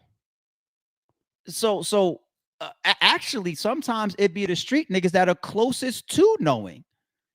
Okay, because you're involved in the shit. Maybe it's your lawyer that gets the discovery. Maybe it's your lawyer that could go pull the interrogation footage. Maybe it's your person that you're in the same gang with, and there's 20 other members. Like, why do people ask that question? Like, wait, are you ratting right now for exposing somebody for, like, I'll just make something up. Somebody robbed the bank and they snitched after robbing the bank, and you got the paperwork exposing them as a snitch, but you's a street nigga, so you can't drop the paperwork. Huh? Who makes this shit up? There gotta be a whole corner of the internet that just says, we just want to fuck with the rules and piss y'all off and just steer other steerable idiots towards stupid rules and just muddy the water. No, it's not ratting involves an authority, and an authority isn't always a cop. Okay, right? If I'm a street nigga, which I'm not, but if I tomorrow found out that Big K, Ill Will, Rosenberg Roy, Show Off were telling, and I'm the one that came on here and said, damn, y'all, like, you know, RBE is really a gang. How about that? All right. RBE is a criminal organization. And Rosenberg Roy and Show Off and Big K and Ill Will and Holla and QB and these people and Oops and people that kind of got that RBE type of stamp, right? Or reputation. I come and I say, yo, I'm the leader of this whole gang. I'm King Slime. And unfortunately, I got to tell y'all, boom, one of them that I just named got some paperwork and they not good. I'm a rat. I'm done with you niggas.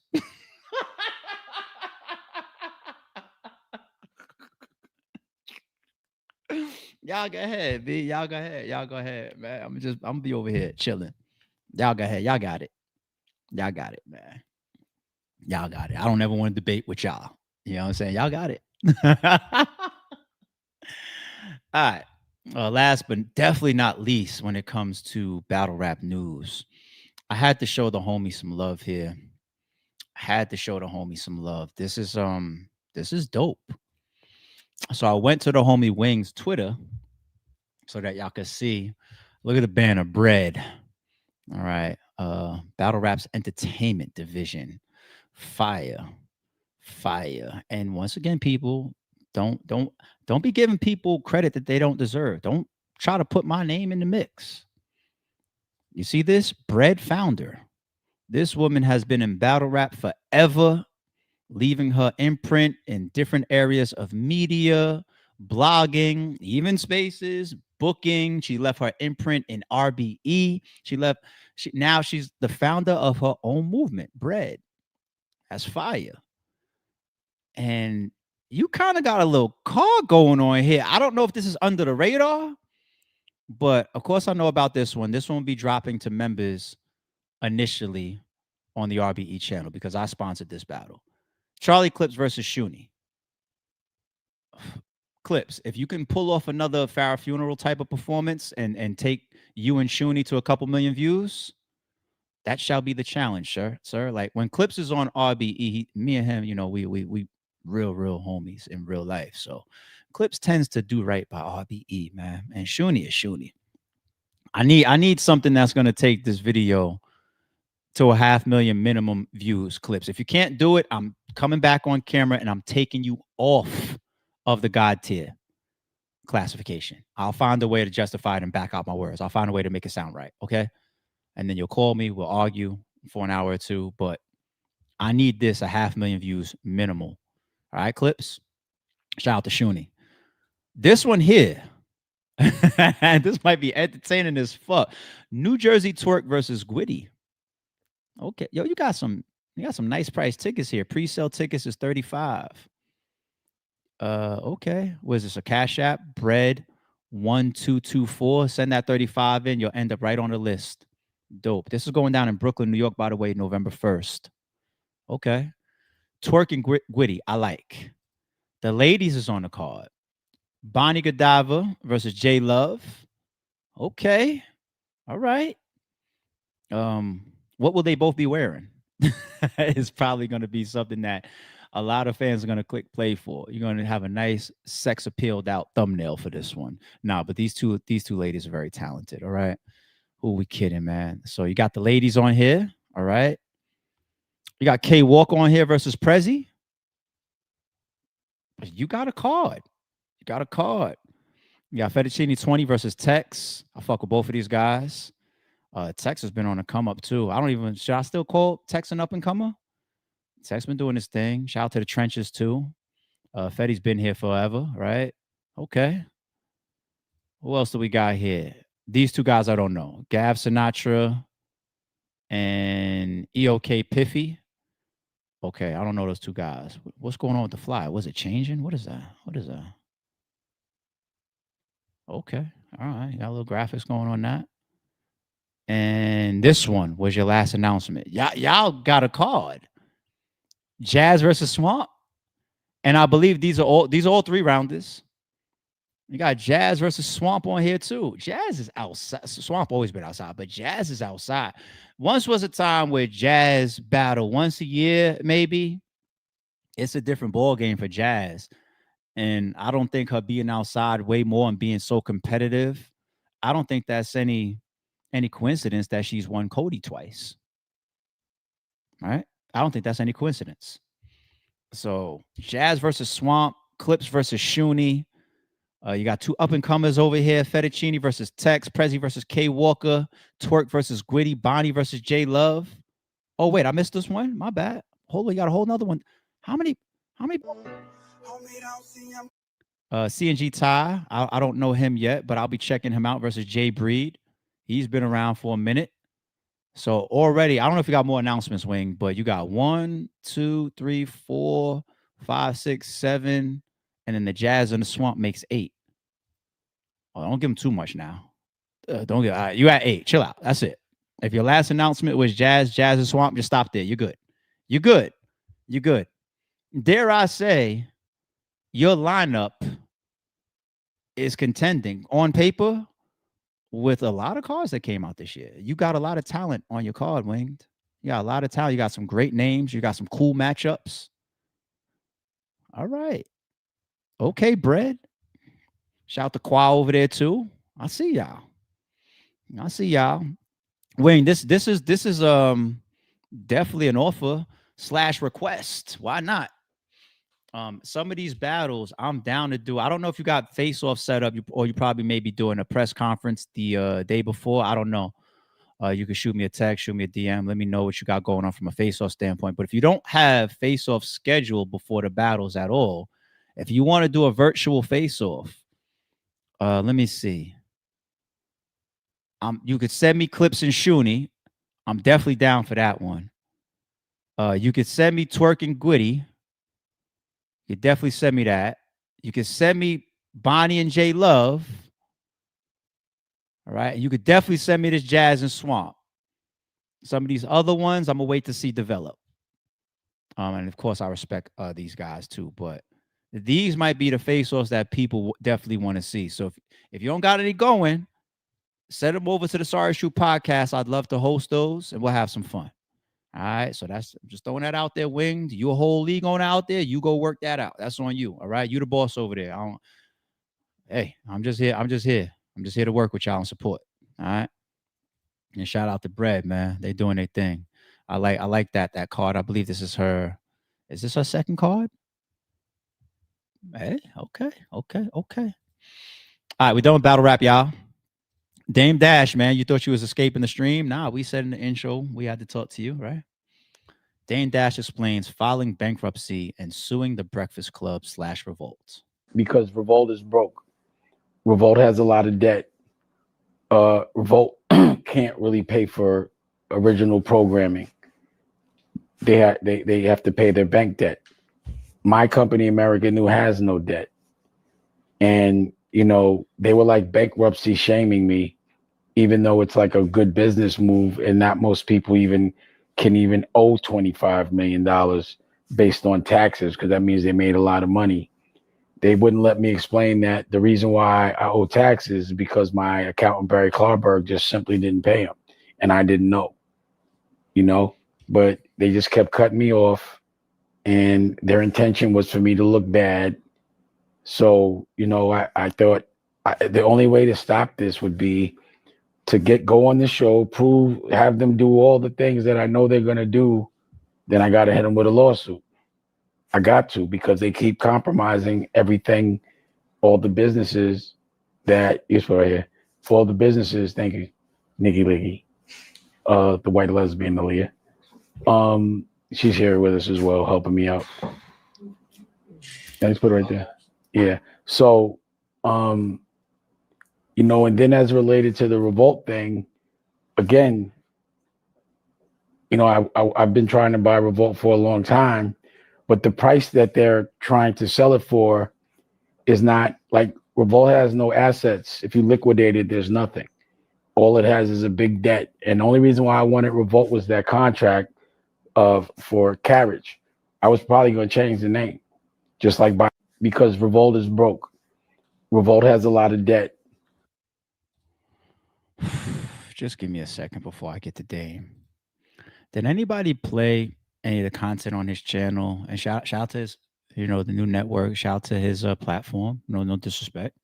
But did anybody look at that content over there and see like the intro of this girl, Nikki Licky or whatever? Did anybody see her diss song that she got? Like, he's playing it on some of his videos. I don't want to disrespect the girl, but image-wise, no. Name-wise, no. Talent-wise, what I saw in that video, no. Cam just threw him an alley-oop saying that Dame's talent is finding talent. You damn sure didn't find talent with this girl from what I'm seeing so far. And to even be calling her the lesbian version of Aaliyah. The lesbian white Aaliyah. Who's around Dame? Where's his friends? Where's his friends, B? Hey, Mook, we saw you up on the Breakfast Club sitting next to him all quiet, right? Have you called them throughout all of this shit? Mook is a smart guy. Have you called Dame? Who are his friends in all this? Dame probably got such an abrasive personality. He's a very argumentative, confrontational, aggressive guy, probably. You know, I could see that in his nature. He probably only has yes people around him, and not even on purpose. Those are probably just the only people that can deal with him and be around him consistently. The Nicky Licky thing, but I wish her the best. Anyway, this whole thing now, you're about to sue Revolt and who else? Who else are you saying you're about to sue in this one? And the Breakfast Club. Two powerhouses, by the way. You started out by saying Revolt is broke. Let me pull that up. Let me double check. How much is Revolt worth? Now, I know what you're worth doesn't always tell the tale of liquid or gross versus netting per year. But if it has net per year, I'll tell y'all, some media sites estimate that Revolt's net worth is around 200 million. It's not bad. Another source cited a figure of 300 million. According to BuzzFile, its estimated annual revenue is about 21.9 million. Okay. So there's even some rappers that make more than Revolt, right? Rick Ross might be worth more than $200 million right now. But Revolt obviously still has some money there. I don't see broke anywhere. And the type of money that they're making annually, you're going to fight with some big lawyers. Dare I do the Breakfast Club? How about the Breakfast Club? If it could even isolate them out of the parenting company. But let's see. I'm just curious. The Breakfast Club. What do you got for me? It's probably going to tie it back to the parent company. Co-host Charlamagne the God commonly reported to have a net worth. Charlamagne himself is reported as being worth 10 million. DJ Envy is often estimated to have a net worth of 7 to 10 million. Okay. All right. But what do you got for the Breakfast Club? It doesn't have anything for me specifically. All right. Either way, you're going to be dealing with two powerhouses if you want to sue them. I understand sending a ChatGPT demand letter is one thing.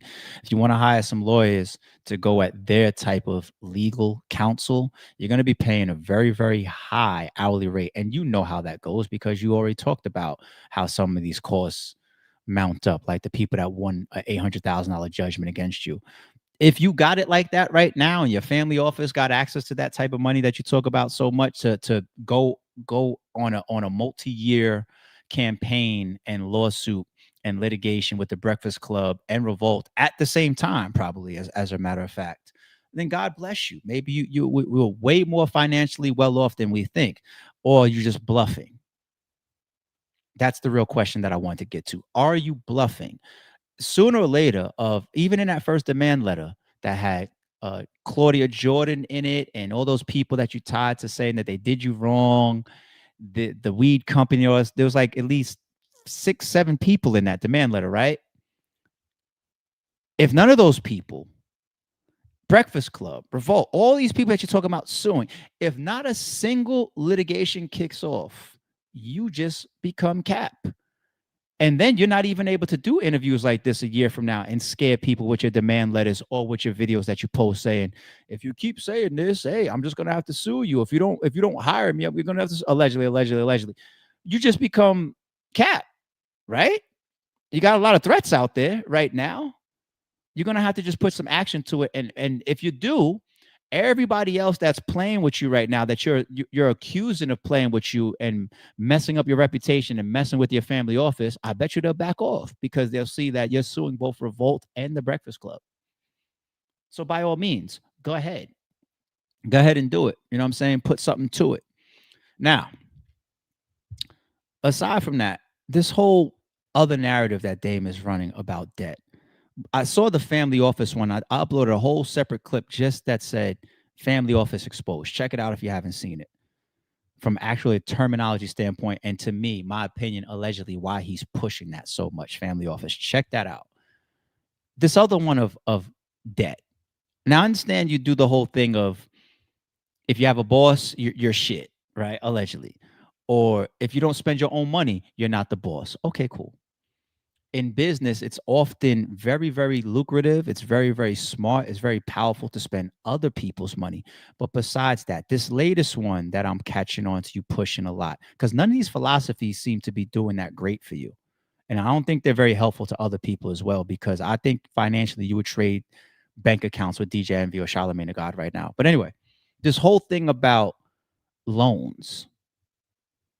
If you have a loan, it's bad.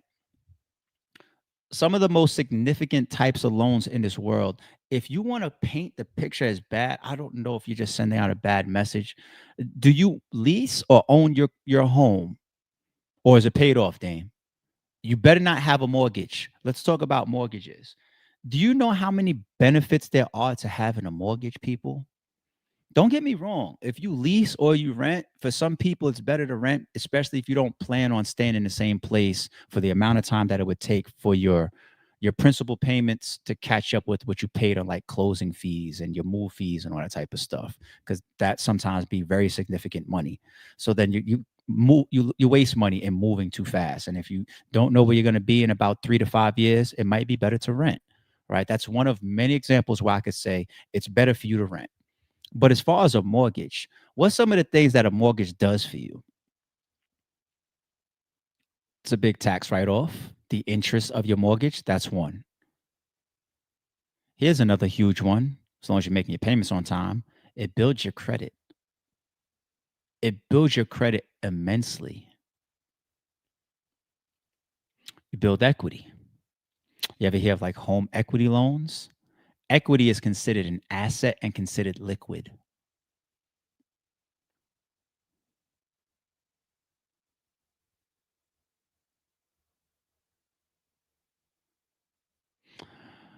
Thinking if there's other significant ones that are just like totally make him look like a fucking idiot as far as borrowing money related to a mortgage.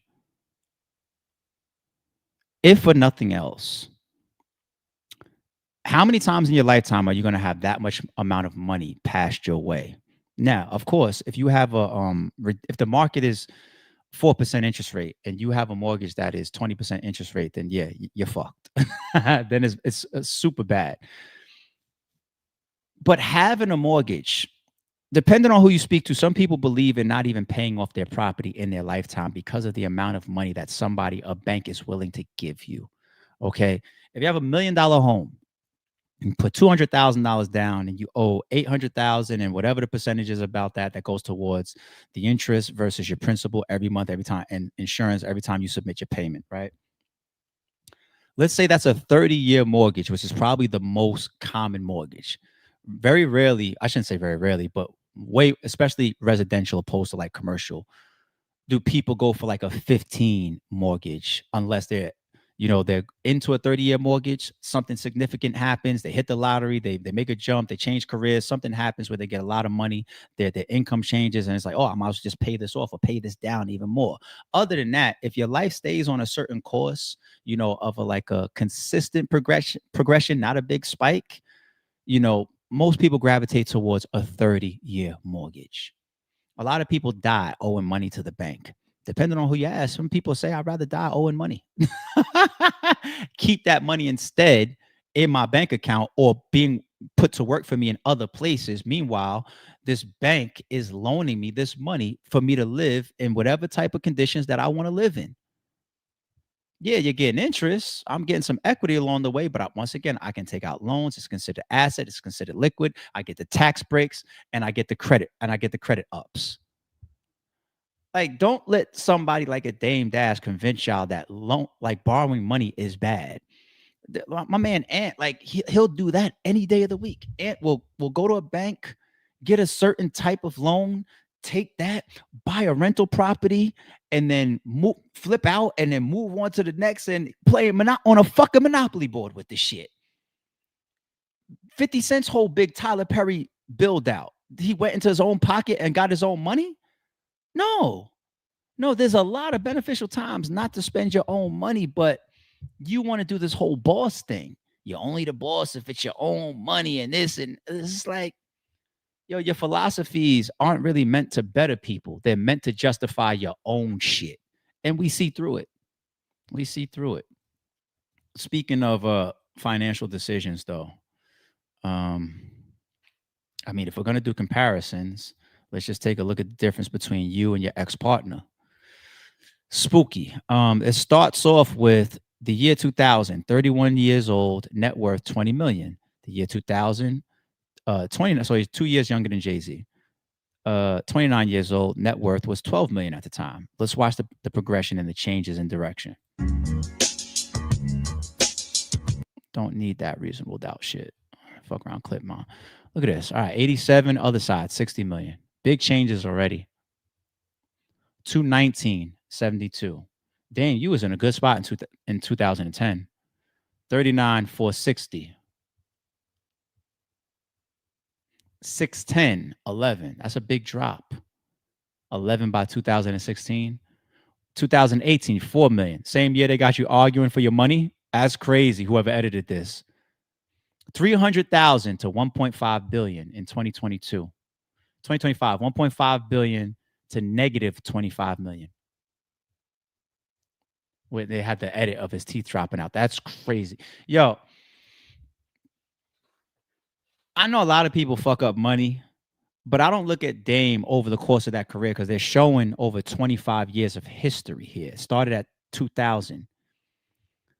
It's not a fuck up money thing where you hit the lottery, you have 12 million, and in 2000 and by 2003 you're broke. This downslide to me is business decisions, the moves you make, how you carry yourself. We just talk. What is a licky nicky, whatever? Like, what are you doing? What are you doing? I see what you're trying to do with the olive branches. Hey, Cam and 50, I don't want to beef anymore. Let's get together and let's do a show.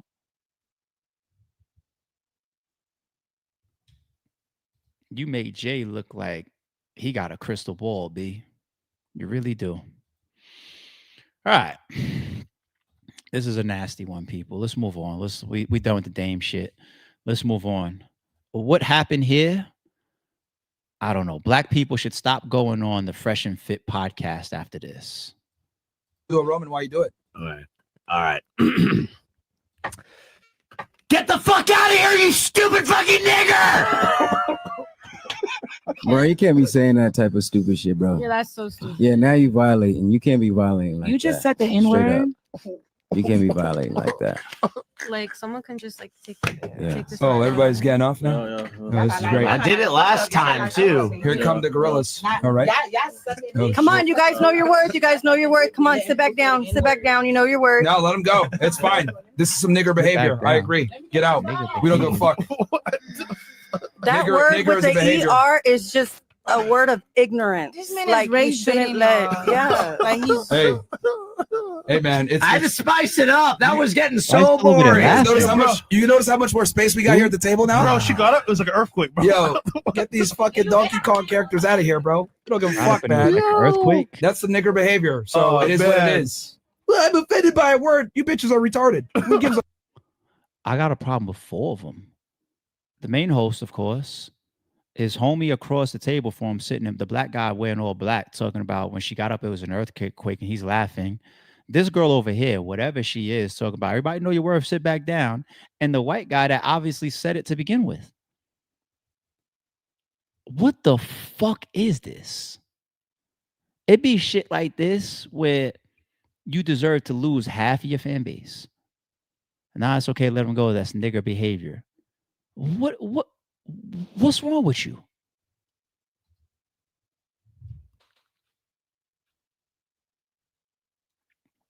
And he was canceled before, wasn't he? Or he lost his channel before, and he did content crying after losing his channel, right? Crying, literally, boo-hooing. And here you are again with this. This is your content. You put some white guy on a panel in a room full of minorities and colored skinned folks and let him scream nigger like this in front of y'all. That and whoever's still sitting down, this don't embarrass y'all. You got one person that said something. He's still sitting there, but he's just like, that's not cool. You can't be doing that. you know, I wish he would have had a more dramatic reaction, but still respect to him. At least he said he spoke against it.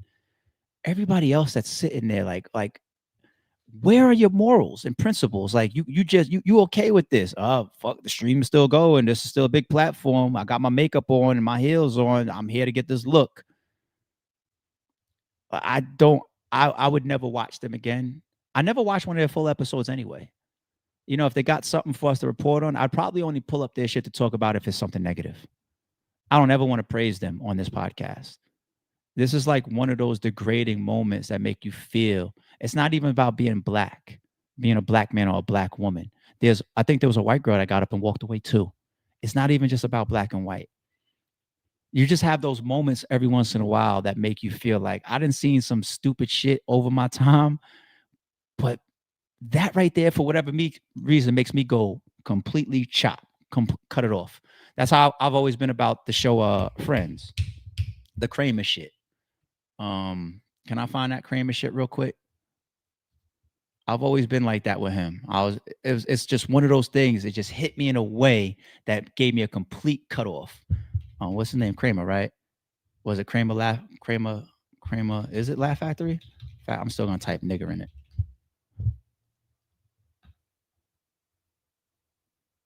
Can I find it?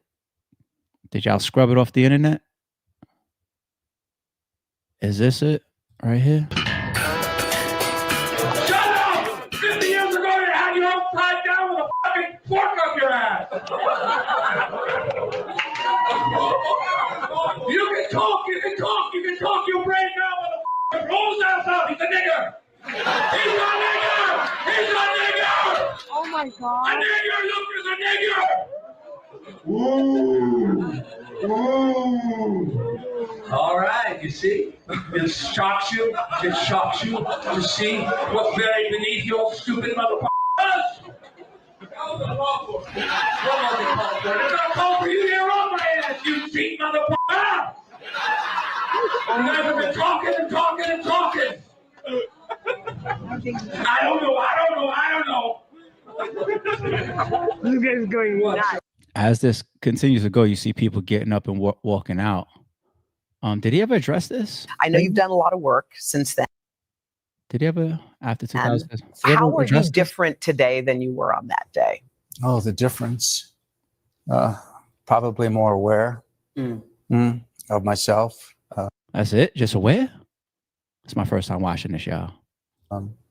Anger. Looking at it very closely. It's something that's always with us, certainly with me. Not as horrible as it was 18 years ago. Anger had a hold of me.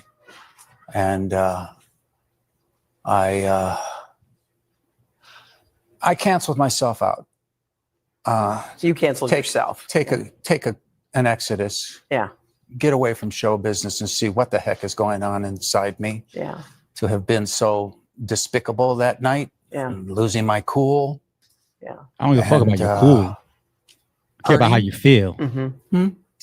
I know you've done a lot of work since Yeah, I then. don't give a fuck about, like, don't tell me you lost your cool, because that just means that that's really how you feel. But that if you didn't lose your cool, it would just be kept in. You would have never said what you really think and how you really feel towards nigga. Like, fuck him. Like, I don't give a fuck about his interview right here. I was always fuck him, and I'm gonna stay that way forever. And then they wonder, you know, on this podcast, y'all, I don't wish death. And I think life is precious. I've said it a billion times. I will continue to push that type of energy and karma. But this is why, like, let's say respectfully, like when Hulk Hogan passes away, some people are quiet. Like that's how I was, right? At first I was like, I ain't saying nothing. I ain't gonna disrespect the man. I ain't gonna disrespect his family, nothing like that. But you know, I ain't, that's how I was at first, right? The Kramers of the world, I feel the same. Like, all right, everybody has their time. Everybody. And this Fresh and Fit podcast to endorse, promote, request, stage, and then when people walk out, continue to compound.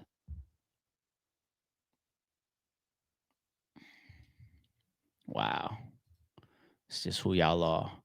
I was gonna do the Candace Owens stuff. Let's skip it.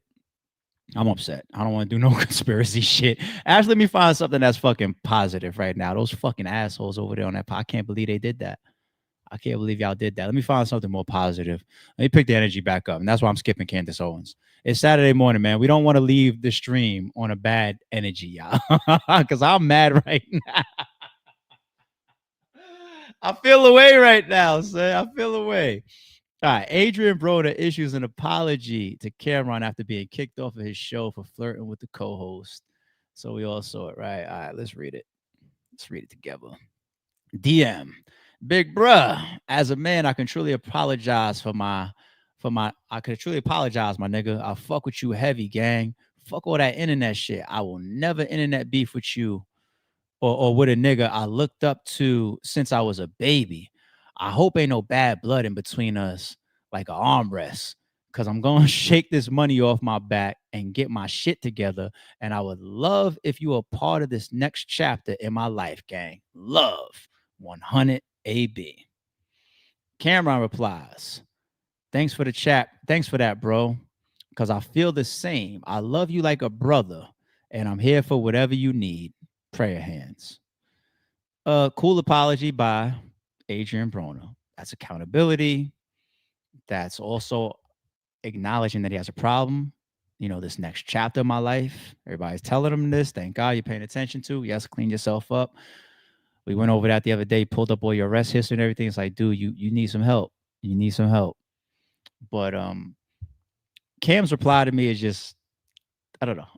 Because remember when Adrien was already out of the studio and then Cam had that footage that came out, like, fucking crap, I only got you up here for the content, you bitch ass, disgusting ass, alky, druggy or whatever. You know, I was just like, yo, Cam was a little bit fake, right? Cam, don't give a fuck about him. And what do you say here? You go right back to that L word. Love you like a brother. No, you don't. No, you don't, Cam. You got to listen to this podcast a little bit more. No, you don't. Stop doing that. Stop overextending how you really feel to it. Y'all use them words too much. My brother, my sister, I love you. No, you don't. Because the clip already showed how you really feel about the guy after you walked him out. Oh, shit. Yeah. It wasn't like a letdown, like, damn, man, fucking Abe. It wasn't that. That's when you love somebody. Appreciate that. Hey, what you waste that? I love you. The guy. I'm sorry. My bad, y'all. My bad. Arabia, is that a real background? Hey, Stat, could you stop? Yes. Can you stop smiling? You. Arabia is. Nah, yo, bro, some G, yo, bro, some G shit. We gotta. Have boyfriend here, yo. Oh, shit. I told you that. My bad. Like it's all like. Oh. Okay, we can move on to football then. Stat. Oh my God. Just Stat. Let's do the football. I guess that answered the question about Floyd. When I see you taking off some time, I'm mesmerized by Stat. I did not know you looked that good in person. My bad, bro. Cam face. All right, hey, we gonna have to actually go, my nigga. We have to actually. Cam is right for putting him out. Pay you for your time. He is. For being good in person. Thank you. Like I said, even that paying him like that on camera, like that, and pay, pull out the little bag, hand him some cash. Even that is a little embarrassing. Didn't have to do that. What it is. Good job for AB apologizing for this. And I hope you do clean yourself up. I don't know if we all gonna sit back and expect some reaching your peak of boxing again. I think that ship has sailed, age-wise, health-wise, training-wise. But staying peak condition-wise over all the years, that's how the greats remain the greats. Staying sharp like that.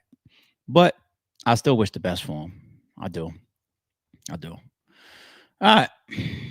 Oh my goodness, 32 supers today. All right, let's start to get through this.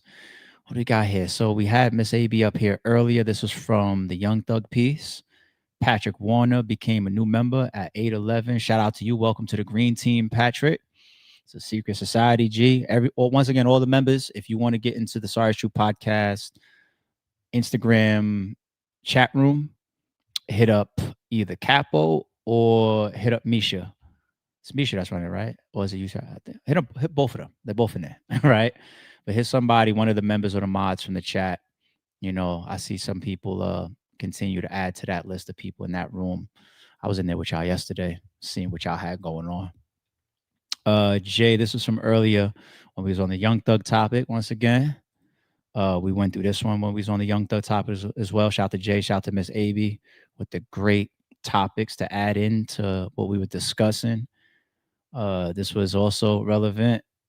Yeah, I pulled up a bunch of these already. Okay, I'm staying up to date with some of those in real time. Jay says, look at you multitasking, Pat Stay voice. Look at you go, ARP. Rest in peace, Pat Stay, man. Rest in peace, Pat Stay. Patrick not only became a member, but he gifted. That's becoming a trend over here. That's so dope to see. People become members and then gift them out as well. That's fire. Thank you, Patrick. Shout out to you for that. That's dope. Nikita with the reminder to share and like the stream, join the green team and all that. Thank you, Nikita. Did I see this one from Jay before? And I'd be yelling out, gang, gang, do you gang bang? I'll be outside with my gang with my what? Chunky gang signs and gang bang. Throw it up. You gotta stop rapping so much, Jay. Turn into a whole artist up here. Then you be half trolling me with the supers with the coded dollar amounts. Jay's a rapper on the low. I don't know if she got y'all fooled. She's a hoe. She got that autistic mind. FTH Smitty's gifted a membership as well at 913. Hope somebody caught that one. Shout out to FTH Smitty with that one. Appreciate you, G. Miss AB says criminality is afoot. Yeah, stay out these streets, man. Stay out these streets. Oh, look at all this whole string of membership. What was y'all having? Membership wars? Jay gives a membership at 915. Then Jay gives 5 memberships at 916. Then High and Wavy gives a membership at 916. 2 Clean Johns is in here, our member. He gives 5 memberships at 917. Patrick got back in on the action again at 918 with a gift. Jay comes back for a 3rd time with another gift at 919. What was this? What was going on? Was this a war? This is fire. Sniper gets in on the action at 9. So every minute, what did y'all discuss? We're going to hit every minute from like 9:15 or something. 9:20, Sniper gifts a membership. Ham Wavy again at 9:20. FTH Smitty at 9:24 with a membership gift. Another one at 9:25 from Smitty. 2 Clean Johns came back again at 9:25, gifted another one. Jay gifted another one at 9:25. 2 Clean Johns with another one at 9:26. Ham Wavy, this is a war in here. With a membership at 9:26. 9:27, Jay comes in. Then the other Jay, our mod and member, or I should say just our mod, gifts another 5. It's a war. Jay Money's here at 9:31, gifting a membership, then gifts another one at 9:31 again. Yo, I love it. I love to see the green gang like this, man. Y'all was up. When did that start? I didn't even see that while I was talking, while I was doing all the coverage. Looks like it started at 9:15 and ended at somewhere around 9:31. So y'all had like a 15, 16-minute membership war. Go on, Mr. Sponsor. Falling off as a person, going outside, Dame, yeah, related to the Dame topic. He's been killing himself, but we're gonna continue to cover it. It's interesting stuff that comes out of it. It is what it is. Jay said, I'm dead ass, no trolling. I'm with you. Thank you, love. Jay just put this in here 1 minute ago. And KX is saying, oh no, we're not getting out of here before we close this out the right way. 2 minutes ago, KX with another gift, and Jay Money 1 minute ago with another gift. It's up. It's up. I don't even want to try to count them up today, the amount of memberships I hope everybody, or a bunch of people from the chat, caught those memberships. That's so dope. Shout out to everybody that got in on that action, man. That was fire. That was fire. All right. Last but not least, man, what's up with today? Today's Saturday. I'm really looking forward to the game tomorrow, but before we get there, I got to get to Home Depot. I got to get some stuff for the yard. I got to get to Target. I got to buy some new boxing gloves for my son and some mitts for my son. What else I got going on today? I'm going to get in this gym. I got to get some work done. What I'm about to... Oh, yeah, I got to make this movie. So I didn't make the movie yesterday. That's what I wanted to tell you. That's what I was thinking about. I didn't make it to that new Leonardo DiCaprio movie that got like a 98 on Rotten Tomatoes yesterday night. I just couldn't. I got to make it today. Maybe tonight. It's like a 95% chance I'm going to make it today. All right. So hopefully I could get back here tomorrow and let y'all know how good of a movie it seems to be. And we'll recap it. We'll talk about it. So, all right.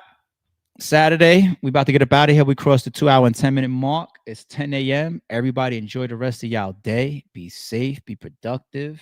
Get to the bag if that's what you want today, or put your feet up and relax if that's what you need today. All right. Either way, we'll be back here tomorrow morning. I'll catch y'all bright and early. All right. Be good, y'all. Don't confuse silence with work ethic.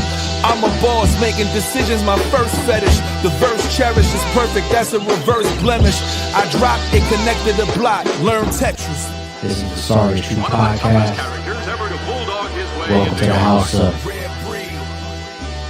And shout out to the members. Without, I think still got a gun.